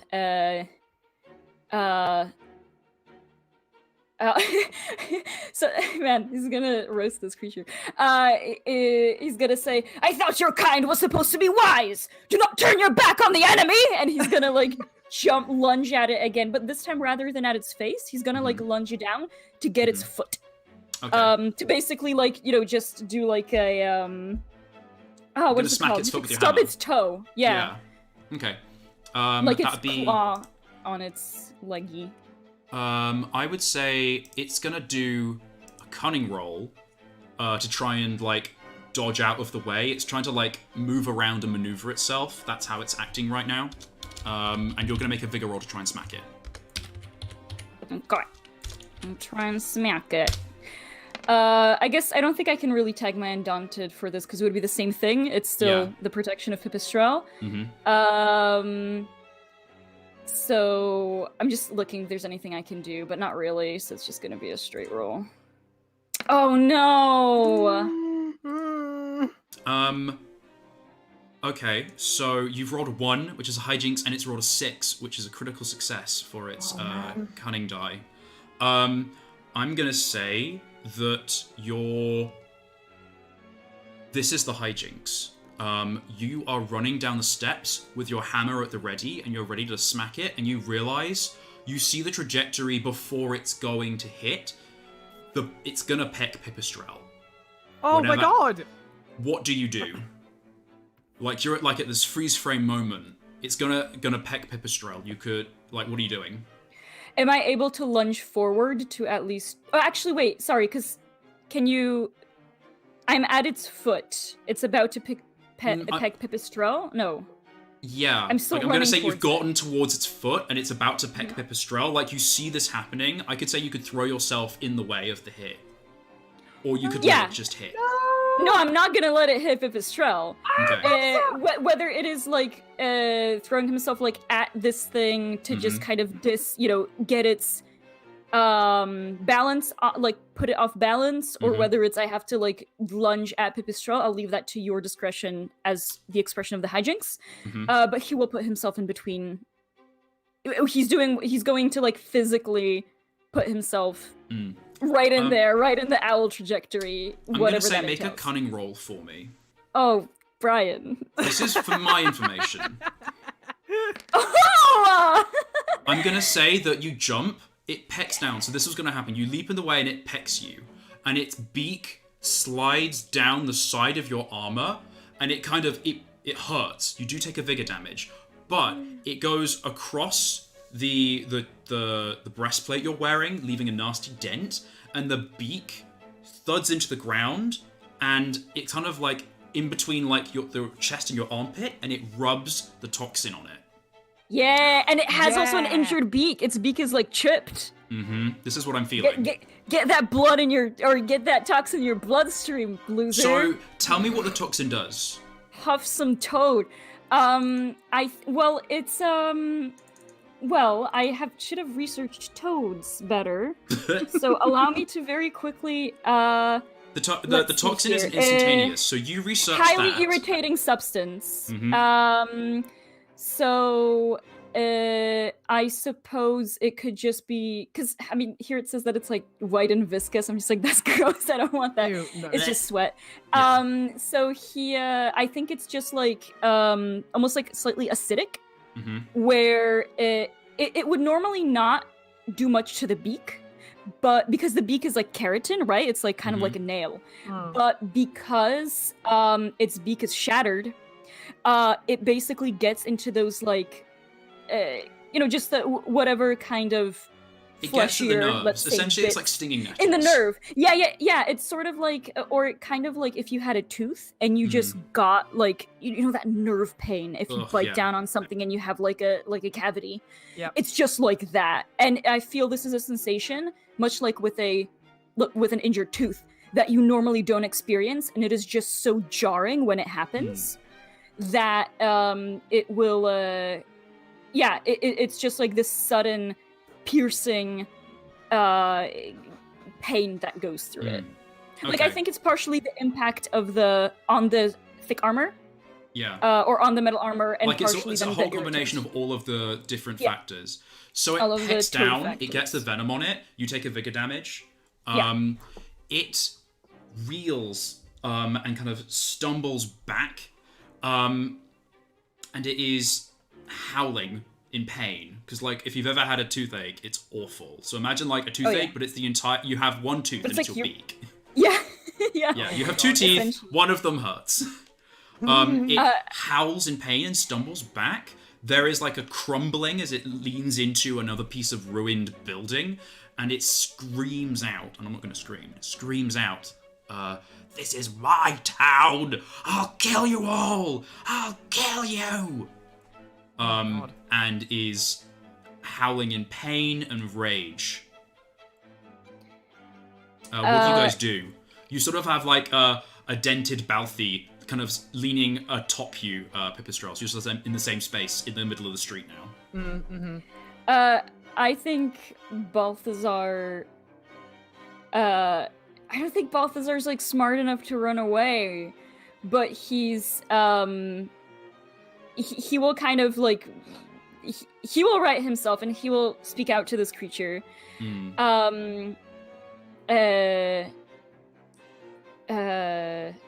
Saying, kill us! Look at the sorry state you are in! And I think he'll, like, just kind of lift his hammer up, like, kind of standing in a defensive stance over Pipistrel, and say, you take one step closer, and I will end this for you! He's not smart enough to run, I'm sorry. No, but maybe Pip is. Legit fair. Oh gosh, I think. Pip has just been so useless in this fight, like, because I can't roll. I'm rolling so badly. I think. Why is it so? Like, is the owl like standing like right in front of us? Yes-ish. Like. Okay. You're like a few steps away. Like, I don't know. I'd say it's moderately far away. I think I'm gonna have to find a good distance mechanism for this. Like, you've got near. We can borrow. So Genesis uses engaged, short, medium, long. So I'd say it's short. Which is like you use a bow to shoot at long. Yeah. You need to hit someone with your fist. Use engaged. Short is like a whip. Yeah. Okay. So it's a short distance away. Okay. I don't know what would be useful for me to do right now because, you know, Balthazar is the one who's really kind of carried us through this fight. I'd say you're short distance away and Balthazar is engaged. Okay. I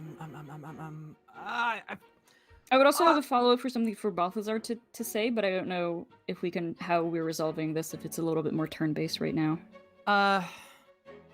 Because I honestly, I feel like fighting is just really not something I'm going to be able to do, but I don't know what I could yell at the owl to try and distract it.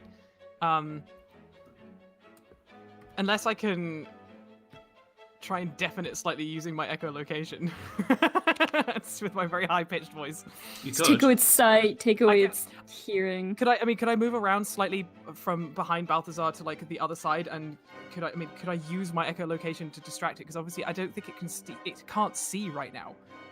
I think, and try and if I can turn its head, maybe Balthazar can get in another swing into. Well, I can't reach its head. Oh, well, it's way too big. I mean, maybe you could like swing your hammer into its leg, into its chest, something like that. If I move it around. So I think Yeah, I think that's probably what I'll do. I was like, I'll sort of slightly walk around from behind Balthazar to one side and use my echolocation to sort of yell loud into the Make owl's a ear, cunning basically. roll for me. Cool. Oh, Yes! Finally, something helpful. It is very distracted.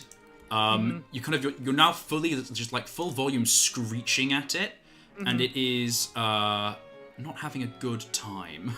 No. Is the owl doing something now, or It is. I'm just gonna say that like it's furious and it is trying to stomp at you with its feet, vaguely where like the sound of your yelling was coming from. Not Pipistrel. Balthazar. Okay. So it's gonna roll vigor because it's just trying to stomp, but it has disadvantage. Okay, I have a D6 in vigor right now, so it's a contested check, right? You can describe what you're doing as a reaction, and I'll tell you what you're rolling. Yeah, so I think seeing that foot coming in, or like that is gonna slam down on him, he's gonna stand his ground and do like a defensive stance and try to just reflect it. So he's not trying to like jump around, he will try to weather it. He's like he's too sturdy of a boy. Trying to parry. Yeah, essentially. He's going to I'd let you do a willpower then. Yay. I'm wondering if oh, that was a disadvantage. Man, you've been rolling a lot of like doubles. It's an owl. This massive beast. No, I know. I'm just saying that like it's. Oh yeah, I've definitely been rolling very well, but I think it's thematic. Yeah. I'm wondering if I can in this situation because I've already described Undaunted as being not afraid of a large creature. Can this be an expression of the, like, I will not back down? Like, I'm not gonna be combat rolling around. Like, I stand in the face of danger? I feel like it's starting to take its use here. Okay, yeah. Like, I feel maybe this is a reflection, but, like, this foot is stomping down on you and you're holding to your values, but also you are feeling like in the pit of your gut, you've never encountered a creature. Well, you have. You've encountered boars. But boars, you always had a team to deal with them, and now you're the last one. You're the only one here. And you're feeling that tension in your gut. Oh, no. And I'd say, like, you are able to deflect the stamping foot by, like, moving the hammer, but it kind of turns into, like, the force of the foot coming down. You push against it with your hammer, and it's more that you sidestep, ultimately, with your push, if that makes sense. Yeah. You take a willpower damage, because you're feeling the anxiety start to build. Before, it was like adrenaline causing the toxin sweat to come out, but now it's fear as well. Okay. Can I call out to this creature as it stomps at me? Yeah. So Balthazar, will... Because it had, like, one ear... Like, it's maybe slightly deafened in one ear, but he will call out, you say this is your town? It is a desolate place. Have you not... Look around, if you can. This August you speak of, they're long gone. Nobody will be coming back. You should leave this place too if you wish to leave in one piece. Okay. To that it responds, "This is my town and I am its defender!" And it starts stamping more at you. So you could do the same that you had done again and make a willpower roll, or describe me what you're dealing with its stamping. So I think now he's gonna, like, combat roll away, because I think I'll act on that, like, I'm the last toad standing and I'm a little scared. Yeah. So I'll do a vigor, even though it's a d6 for me. It's a lot worse. Yeah. So it's rolling again with disadvantage because it's blinded. Yeah, I will do a Oofa Loofah. 9 and a 4. It's Oh yeah. So could I say that as an expression of the critical success, like, as he manages to combat roll away or just kind of dodge out of the way, maybe it's a little clumsy, this thing kind of stamps down, and then with, like, as it's like, just with that bleary eye, maybe it notices, like, that it had destroyed the house, that it is now killing these little critters, and maybe just some part of Balthazar's words, like if it's truly the protector of this place, maybe it has this moment of just like, I have failed this place, what am I doing? I wouldn't go so far as to say that. Okay. But it does see the destruction it's causing, and it kind of looks at you, or looks at kind of both of you. I'm going to say you roll towards Balthy, and it just screeches at you. Leave! Get out of here! Vicious thieves! Balthy, I think, Its eye is like red and puffy from the venom. Yeah. And it is sort of like its head low at you, its wings out, kind of looking very big and aggressive. Mm-hmm. Well, I think at that, because a little bit of Balthazar's, he took a chunk of will damage there and vigor, and he's going to look at Pipistrel and say, this thing is maddened, but if we get away, perhaps it will truly leave us be. Yeah, I think of like for this moment, like Pip has been kind of like running in circles around the owl, just screeching, just trying to keep it as distracted as possible, because it can't see. But I think she would stop, and I think she would kind of feeling a little bit almost pity. I think she would yell like, she would yell like, we will leave if you let us, and this will be over. And I think, trying to use any kind of like trying to kind of appeal to its logical side and just say, to try and get them out of this as unscathed as possible. Okay, I'd say Pipistrel make a cunning roll. Yes, Beep, do it, Beep. Oh, okay, I'll take it. Yeah, you rolled a 5, which is a success. Yay. The owl pauses, and there's like the dust is starting to settle. You look up and see that they're very, very faint. The black sky is turning to like faint inky blue. Mm-hmm. And the owl says, "Get gone." I think with those words, is the owl still kind of blinded right now? It's kind of got a puffy eye. It can technically see. Okay, but it sort of, I think Pip will, as steady as she can, she will lock eyes with this owl. Mm-hmm. She'll bow graciously, and then she's going to kind of hobble over to Balthazar and sort of take him by the arm in a sort of, not like drag him, but like, let's go this way. We need to leave.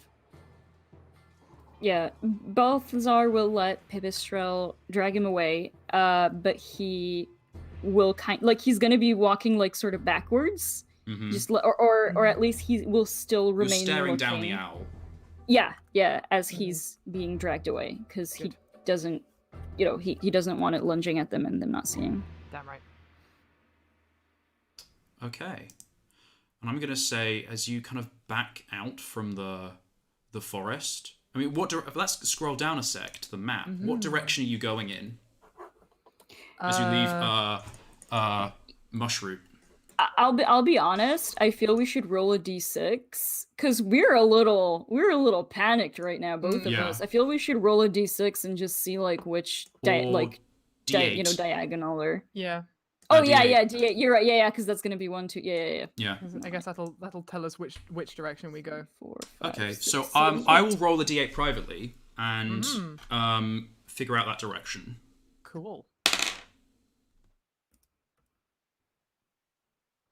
Okay. You start heading through the forest. As dawn slowly starts to wake up across the forest, you notice that the forest has been very quiet in the night, and that as you move away from Mushroot, you see insects start to chirp and whistle in the grass around you, and the crashing sounds of this angry barn owl recede into the distance, and slowly, gentle susurration of leaves in the trees and a slightly warmer breeze roll over the forest. And you have entered a more peaceful part of the Bristly Woods. I think as because I imagine it's quite a hurried, like... Actually, as soon as we're, like, out of the thing's view and Balthy kind of knows that he won't be able to see it, because Pipistrelle is, like, down to a D4 in Vigor, he would pick her up, just kind of, like, princess carry, and continue, just not running. I don't think he could run all the way, he's quite tired, but just kind of power walk in the direction that we've chosen. Yeah. Because he... Could you make a Vigor roll for me? Oh, me? Yeah. Okay. No, why? Come on. Oh, I I'd don't think I type my chivalrous etiquette. This is Like a your nice, chival- this is a nice RP moment. Okay, yeah, okay, I'll let you do an advantage. Yes! Thank you. Yeah! Chivalrous etiquette has come in to say that you rolled a Princess 1 Harry. hijinks and a 6 critical success. There's like a pain in your side from your twinging shoulder when you go to first pick up Pipistrelle, but you like very quietly swap to the other side and then considerately throw like your blanket that you sleep on over your shoulder to cover your the so I'm not toxin covered sweaty parts of on yourself, her. and you Yeah. just pick up Pipistrelle and move as fast as you can in the direction you'd chosen, and you don't stop until you suddenly break from the trees here Oh, we did go and south. look out over a large grassy meadow. The trees very, very quickly break, and though there are the occasional tree that dots the horizon, the valley in front of you sweeps down. You look to your right, to the what now is the north, as you see the sun very slowly rising in the east, and you look down the hills, and in the distance you see a thin glimmer of silver, which must be the Locatrine, which is where you used to live. Balthazar.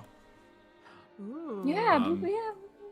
And you Well, look, you look to ahead of you, and you see the larger part of the Bristly Woods, and potentially your goal of Odoak.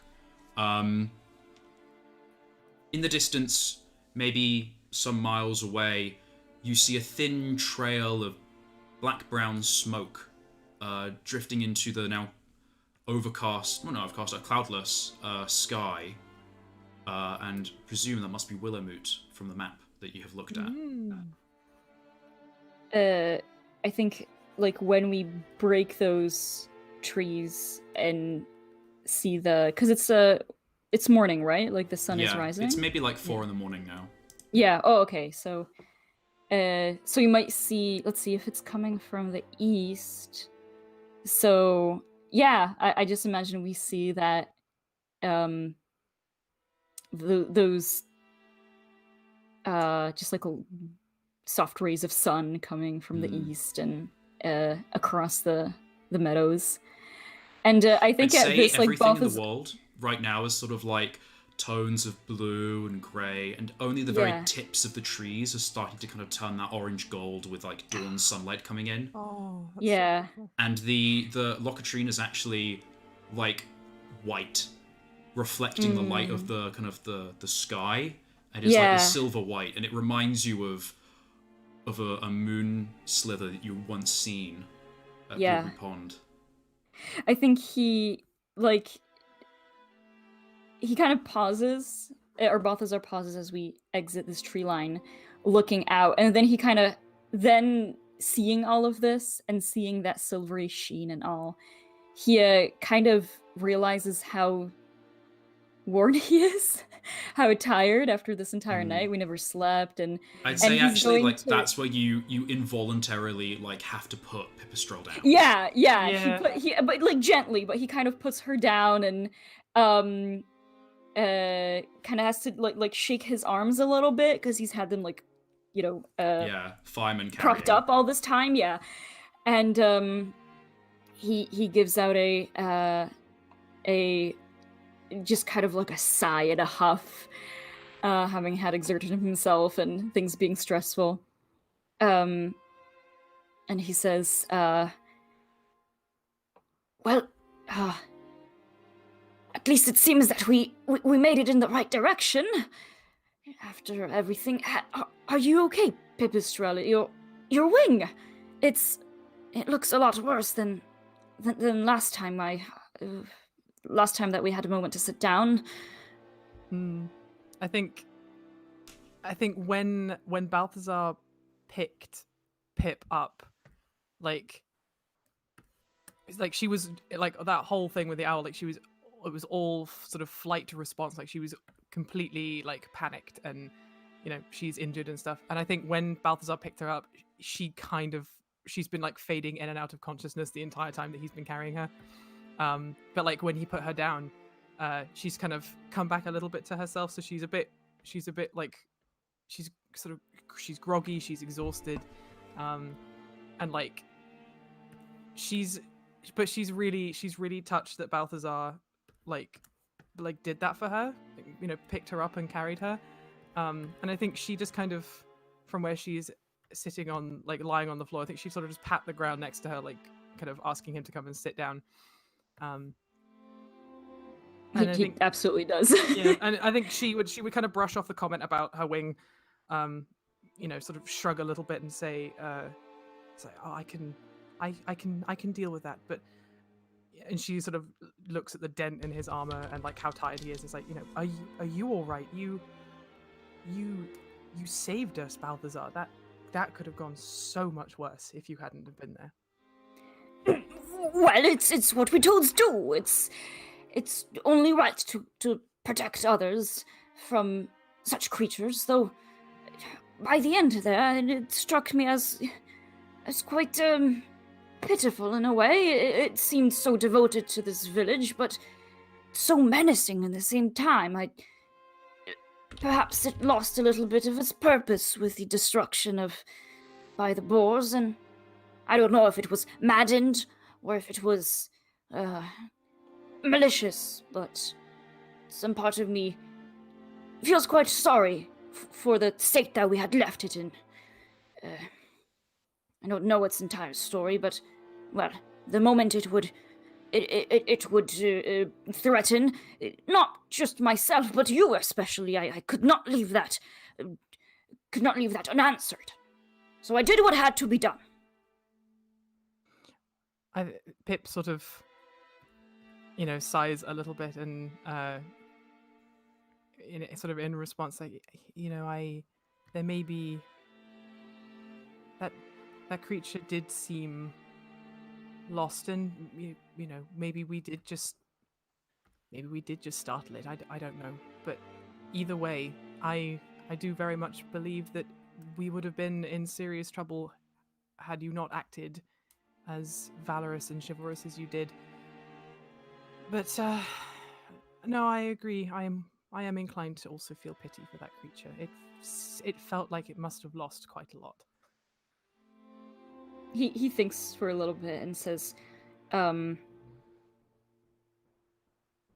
that encounter, there was a moment when it was stomping at me with its claws, and usually, well, in the war, we fought with enormous creatures, us, in my knot of knights. And in that moment, I had this realization of what it's like to be fighting alone against such adversaries, and some part of me waned. I imagine if this creature came to a village it swore to protect at whatever contract it could have had with the villagers there, perhaps some part of it was lost in a similar manner. It didn't know what to do. Those behemoths, they lack the compassion that we quite often have, beasts, for each other. and perhaps I did not know what to do with grief. Though, that being said, I do not appreciate the manner in which it approached us. Could have thought a little better and been much more polite. Pip, in spite of how tired and sore she is, she chuckles a little bit at Balthazar's he's just a good boy is basically she's like, I like this one. But she also takes a moment to think about the owl and the wrecked village, and she'll say, I have encountered owls before in Odoke, and some of the messages I used to carry around the area surrounding Odoke, there was, you had to be careful at flying at night because there are owls. I've never had to face one directly before. As you can probably tell, and she kind of gestures to her broken wing, I'm not much of a fighter. My skill lies much more in talking my way out of problems than facing them directly. But not much of a fighter. When that thing was pecking down at me, I heard you get hit, and then you used your incredible voice to distract it. Well, I'd say perhaps a fighter isn't just about the brawn to back up your actions. It's about the heart. Now, I would say, Pipistrel, in that moment, you had much heart. As much as any toad, I would say. She's visibly very touched by this comment, and she smiles and puts her good hand on his shoulder, and says, "Thank you, Balthy. Truly, that is very high praise, especially from you, someone who is as honourable. And if any other toad I meet is half as decent as you, then I will be very proud to know more toads in my life." Oh, all toads are quite wonderful, really. I would say that we all share the same values, and I am glad to make such a good impression on you. I would say, as you put your arm on Balthazar's shoulder, you realize that maybe like one of the shoulder plates has been like lost in the fight. You realize you put your hand on his bare shoulder. Oh, god damn it. You snatch it back, but realize the sticky tackiness is gone.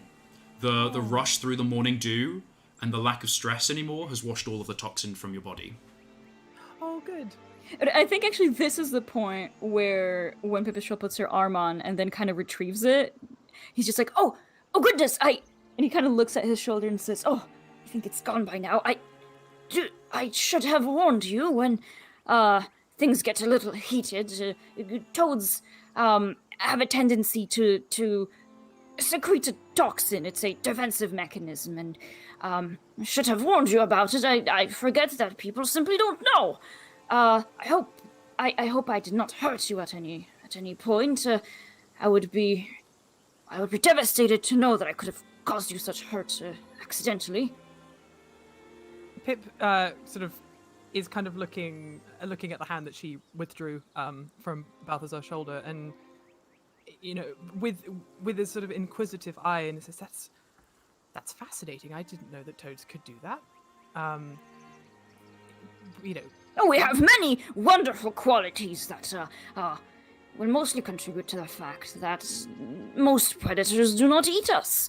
We can be poisonous at will, or under duress, and besides, this is hearsay, or I did not test this myself, but allegedly, we don't taste very good either. Well, that is a helpful skill. To be honest, and I cannot verify this myself, but bats are, I suppose the word you might use would be crunchy. There's not exactly much meat on our bones. We're not built to be sturdy like a toad. She sort of moves her very long, very sort of skinny bone arms, and sort of gestures at Balthazar. Well, it seems to me that you're definitely built for incredible grace. A wonderful quality. As toads, perhaps not as graceful, but and he kind of just slams like two fists on his chess piece, just like sturdy. I think it rattles more than you think it should.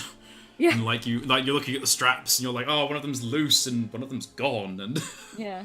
yeah. But and he kind of like at that he examines himself a little bit, and then looks ahead to where we could see the smoke perhaps coming from a distant willow moot, and he says, "Well, if we're headed in the direction of Willowmoot, I hope that's it. Maybe we can collect ourselves a little bit and replace what we have lost in that unfortunate encounter." Pip kind of looks down at her hand, the hand that the claw was on, and obviously remembering it spinning off in the dark, and sighs quite deeply and says, "Maybe I think a rest is in order, but I think before I do anything else, I should attend to this arm." And she also as she goes to kind of look at her arm, she's also going to look over at Balthazar and see is he kind of visibly injured anywhere that he isn't covered in armor.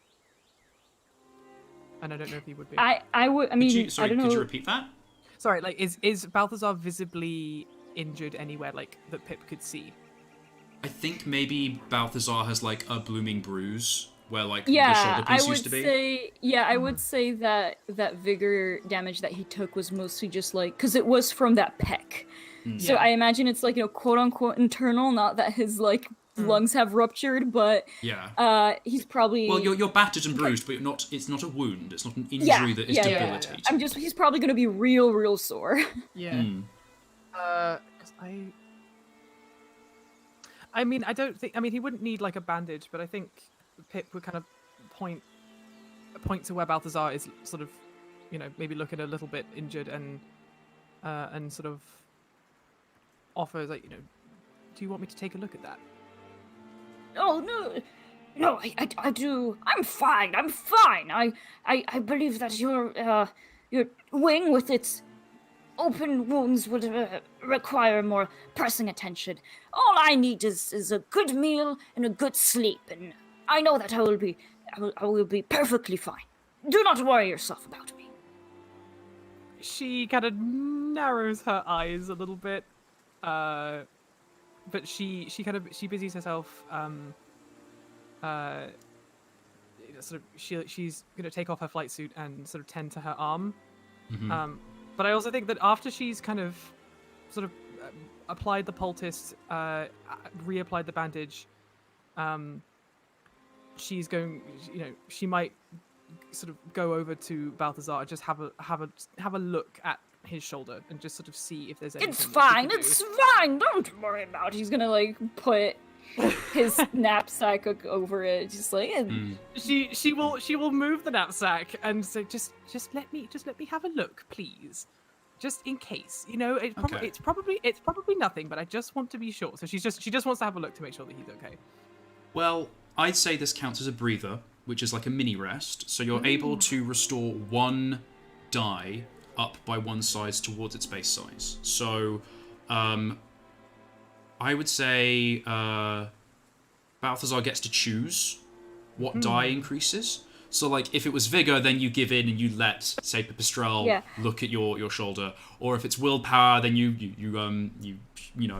politely decline. I feel that rather because I do think that his the way that he was damaged is genuinely that he's just sore all over, and he just needs to rest. I think I would restore his willpower in just being heartened by the care of his companion. Yeah, that's what I was feeling as well. So he lets he's not gonna be like, no, don't look at me. Don't touch me. Yeah, don't touch me. He's gonna let Pipistrel look at his shoulder, but I think that she will find that wound is mostly just the abrasion of the pauldron. And it's nothing his wider damage, quote unquote, is simply that he has exerted himself. But her attention and care is what restores that willpower for him. Aww. And also that moment of of just taking that breather, I think, is because he was a little scared. That's how he took the willpower damage. So he's just kind of back to, because he was also that willpower damage was of realizing that he's facing a large creature alone, but then being like, no, I wasn't alone. Oh yeah, Pip was there, And sort of, I being guess. reassured by Pip's continuous presence and care. Hey, I think this is the natural end of the scene. Sounds like it. So Does Pip get to regain? Pip gets to regain as well. You both get to regain, but like Balthazar, I was just saying, like narratively, you get to choose Balthazar how it you recover, but it could look in different because ways. I got you got two. Also has two. Whoops. Sorry. I only lost one vigor. Gotcha. But yeah. Okay, so your wound freshly bandaged, and poulticed. Balthazar, your spirit heartened. You sort of take a deep breath and look out over this. Now, as you realise, almost an ocean of a meadow in front of you. There are challenges yet ahead before you reach Willowmoot. Let's reflect on how this scene went. So reflection is what happens at the end of a scene in Mortal Bearings, where we look at the prompt, the fortune that you got, and the theme behind it, the passion behind it. So the theme for this scene, well, the fortune was hunger. And so the passion, the theme of that scene was discipline. Ooh. Discipline is the balance of gluttony and dignity. Dignity's keywords are things like balance, control, level-headed, steady, unfaltering, resolute. And gluttony is appease, complete, exceed, excite, gratify, satiate, quench. How do you guys feel you acted in response to themes of discipline, gluttony, dignity, and your bearings of vice for Pip and virtue for Balthy? So that's kind of interesting because on the one hand, he was like sort of knee-jerk reaction parkour up hit with hammer, but he wasn't doing it out of exultation of battle, which I think would be that gluttonous, like excite, kind of indulge, like not indulgence, but the excitement of it. Well, yes, it's indulging like that knightly image, but it wasn't that. You weren't indulging the knightly image. You would do. I think you were doing it out of like the unfaltering and steady. I must guard Pipistrel. Yeah, it was backed by that, but also because there was the virtue aspect of it is kind of level-headedness. Can you remind me those? So the different terms are balance, control, even, level-headed, resilient, resolute, steady, unfaltering.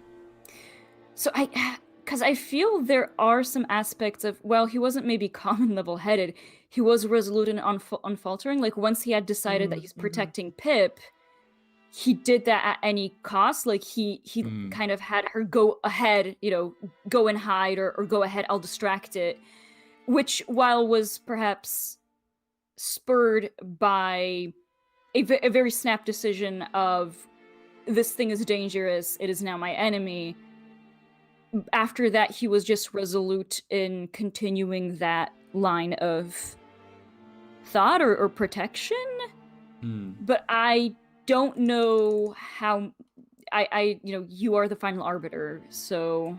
I honestly, I think going into this, like, you acted with dignity. There were a lot of chances to indulge that sort of like knightly fantasy, but that wasn't ever a concern for Balthazar. A lot of your motivation was always like protecting, getting in the way, taking damage, that sort of vibe. So I think you acted virtuously. Not even like you acted, towards neutral, towards vice. Like, you were pretty much entirely virtuous, which means you've reinforced your moral bearing. Yay! You gain a benefit for the next scene. Balthazar. You can add a circle. Can you tell us what my... So your bonus will be, at some point in the next scene, or until the end of the next scene. So you could use it before if you wanted to, if you haven't started a scene next game. Because you can have long periods between scenes if there just doesn't seem to be that sort of pick-up in the story.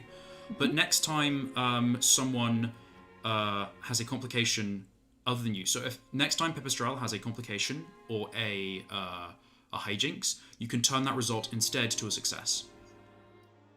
Sweet. So the general boon of virtue is you can sort of auto succeed help someone others else's check, while the boon of vice is you can auto succeed your own check. Which I think, like, both of the boon of vice and virtue really fits. Balthazar, like the vice being he will do everything, he'll do it regardless. Yeah. But also the virtue being that he will in some way facilitate the protection or success of others.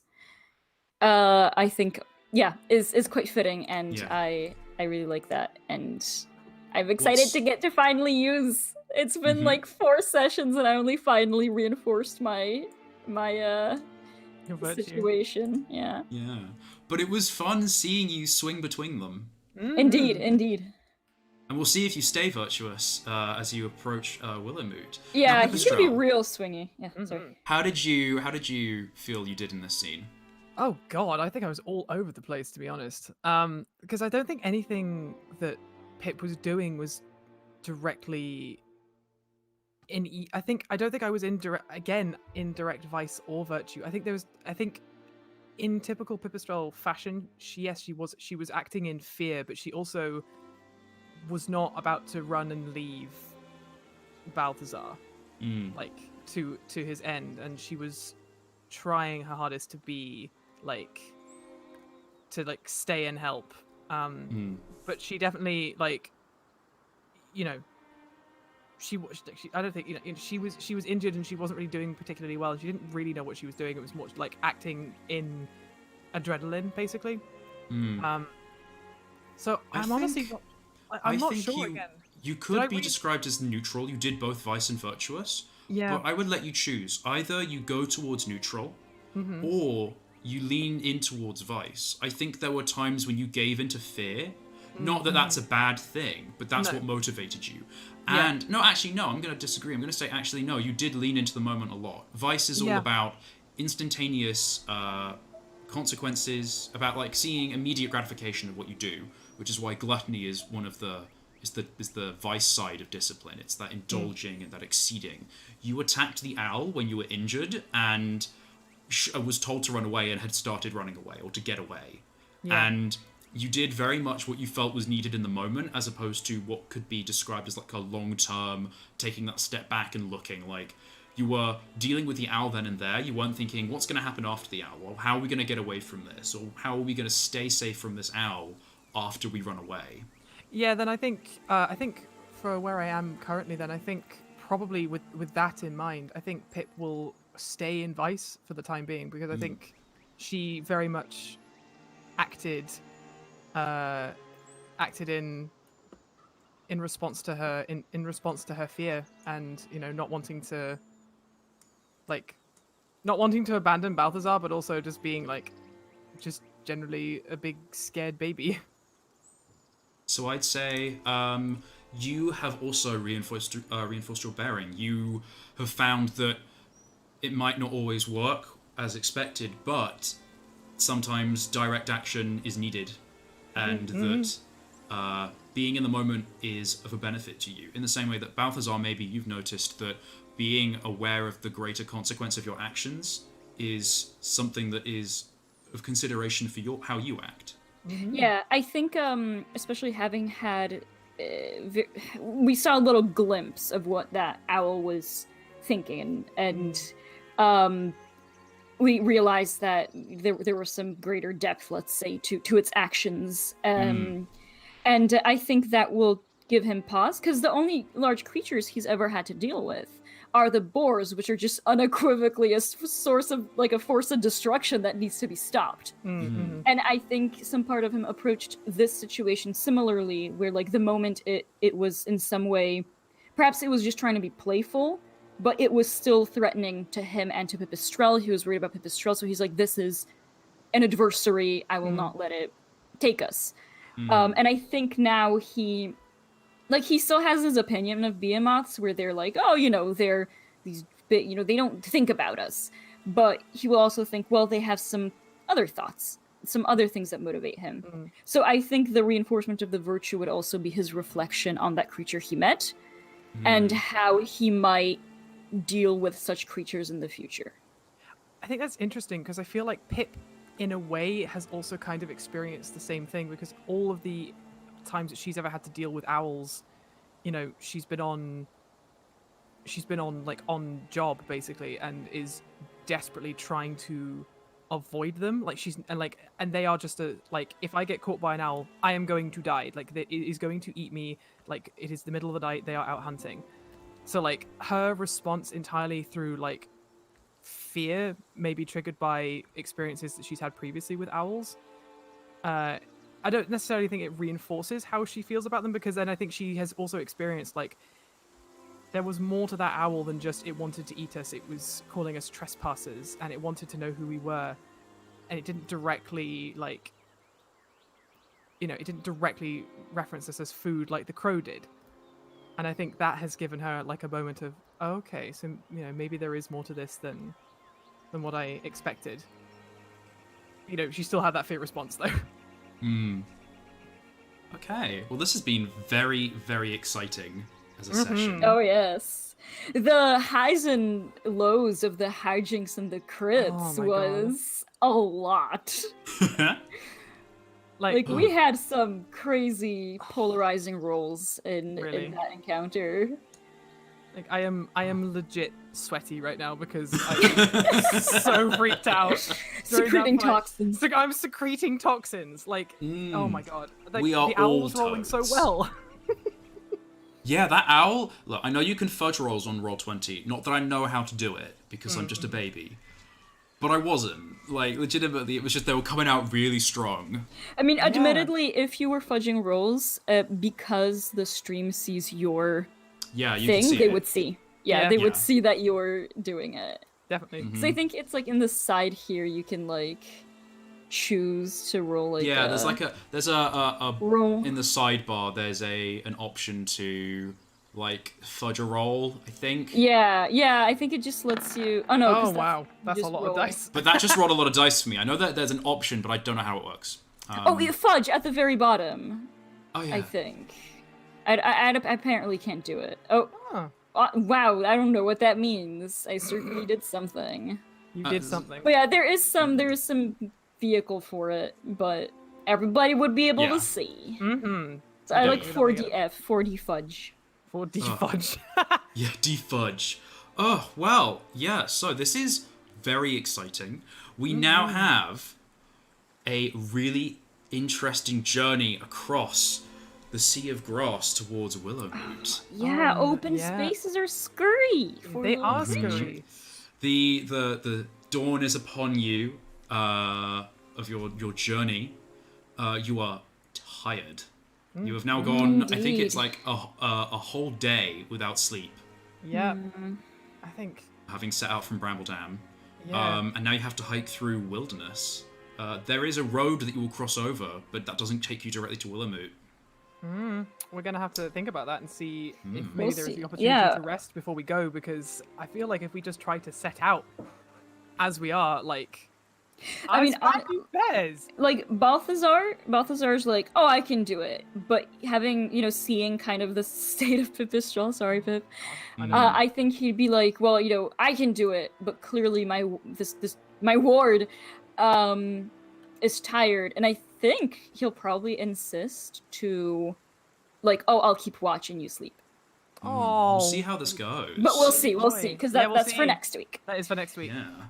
Well, this is where we start to wrap up Chapter 4 of Beast Fables. I'm really loving this game, guys. It's super fun. It's very fun. I can't believe we've been doing this game... Well, we've been streaming for 6 weeks now, because we did 2 prologues and then 4 episodes. Of course we did. But this is a full month of being sponsored, Dab, by Roll20. There is a link in the bio below. If you want to try out the Adventures on a Dime system, the system we're playing with, you can just use the link. You can sign up for a free account. You can get all of these character sheets. They are official on Roll20. And the full rules will also be native to Adventures, to Roll20 even, pretty soon. I have a meeting with them tomorrow to talk about that integration a little bit more and progress they've made on their end, which is cool. To celebrate 4 lovely streams, I think for Chapter 5 next week, I'm going to do a giveaway. I've got some really cool merch. I have some badges and some patches from Dungeons on a Dime, which I just really got recently. Which the patches are really, really cute. Brian patches are showed really us to them. I don't know how to put adorable. I don't want to put like my webcam on here because I'm messy. But I do have a pretty picture somewhere. You do have a pretty picture. Yeah. Hang on.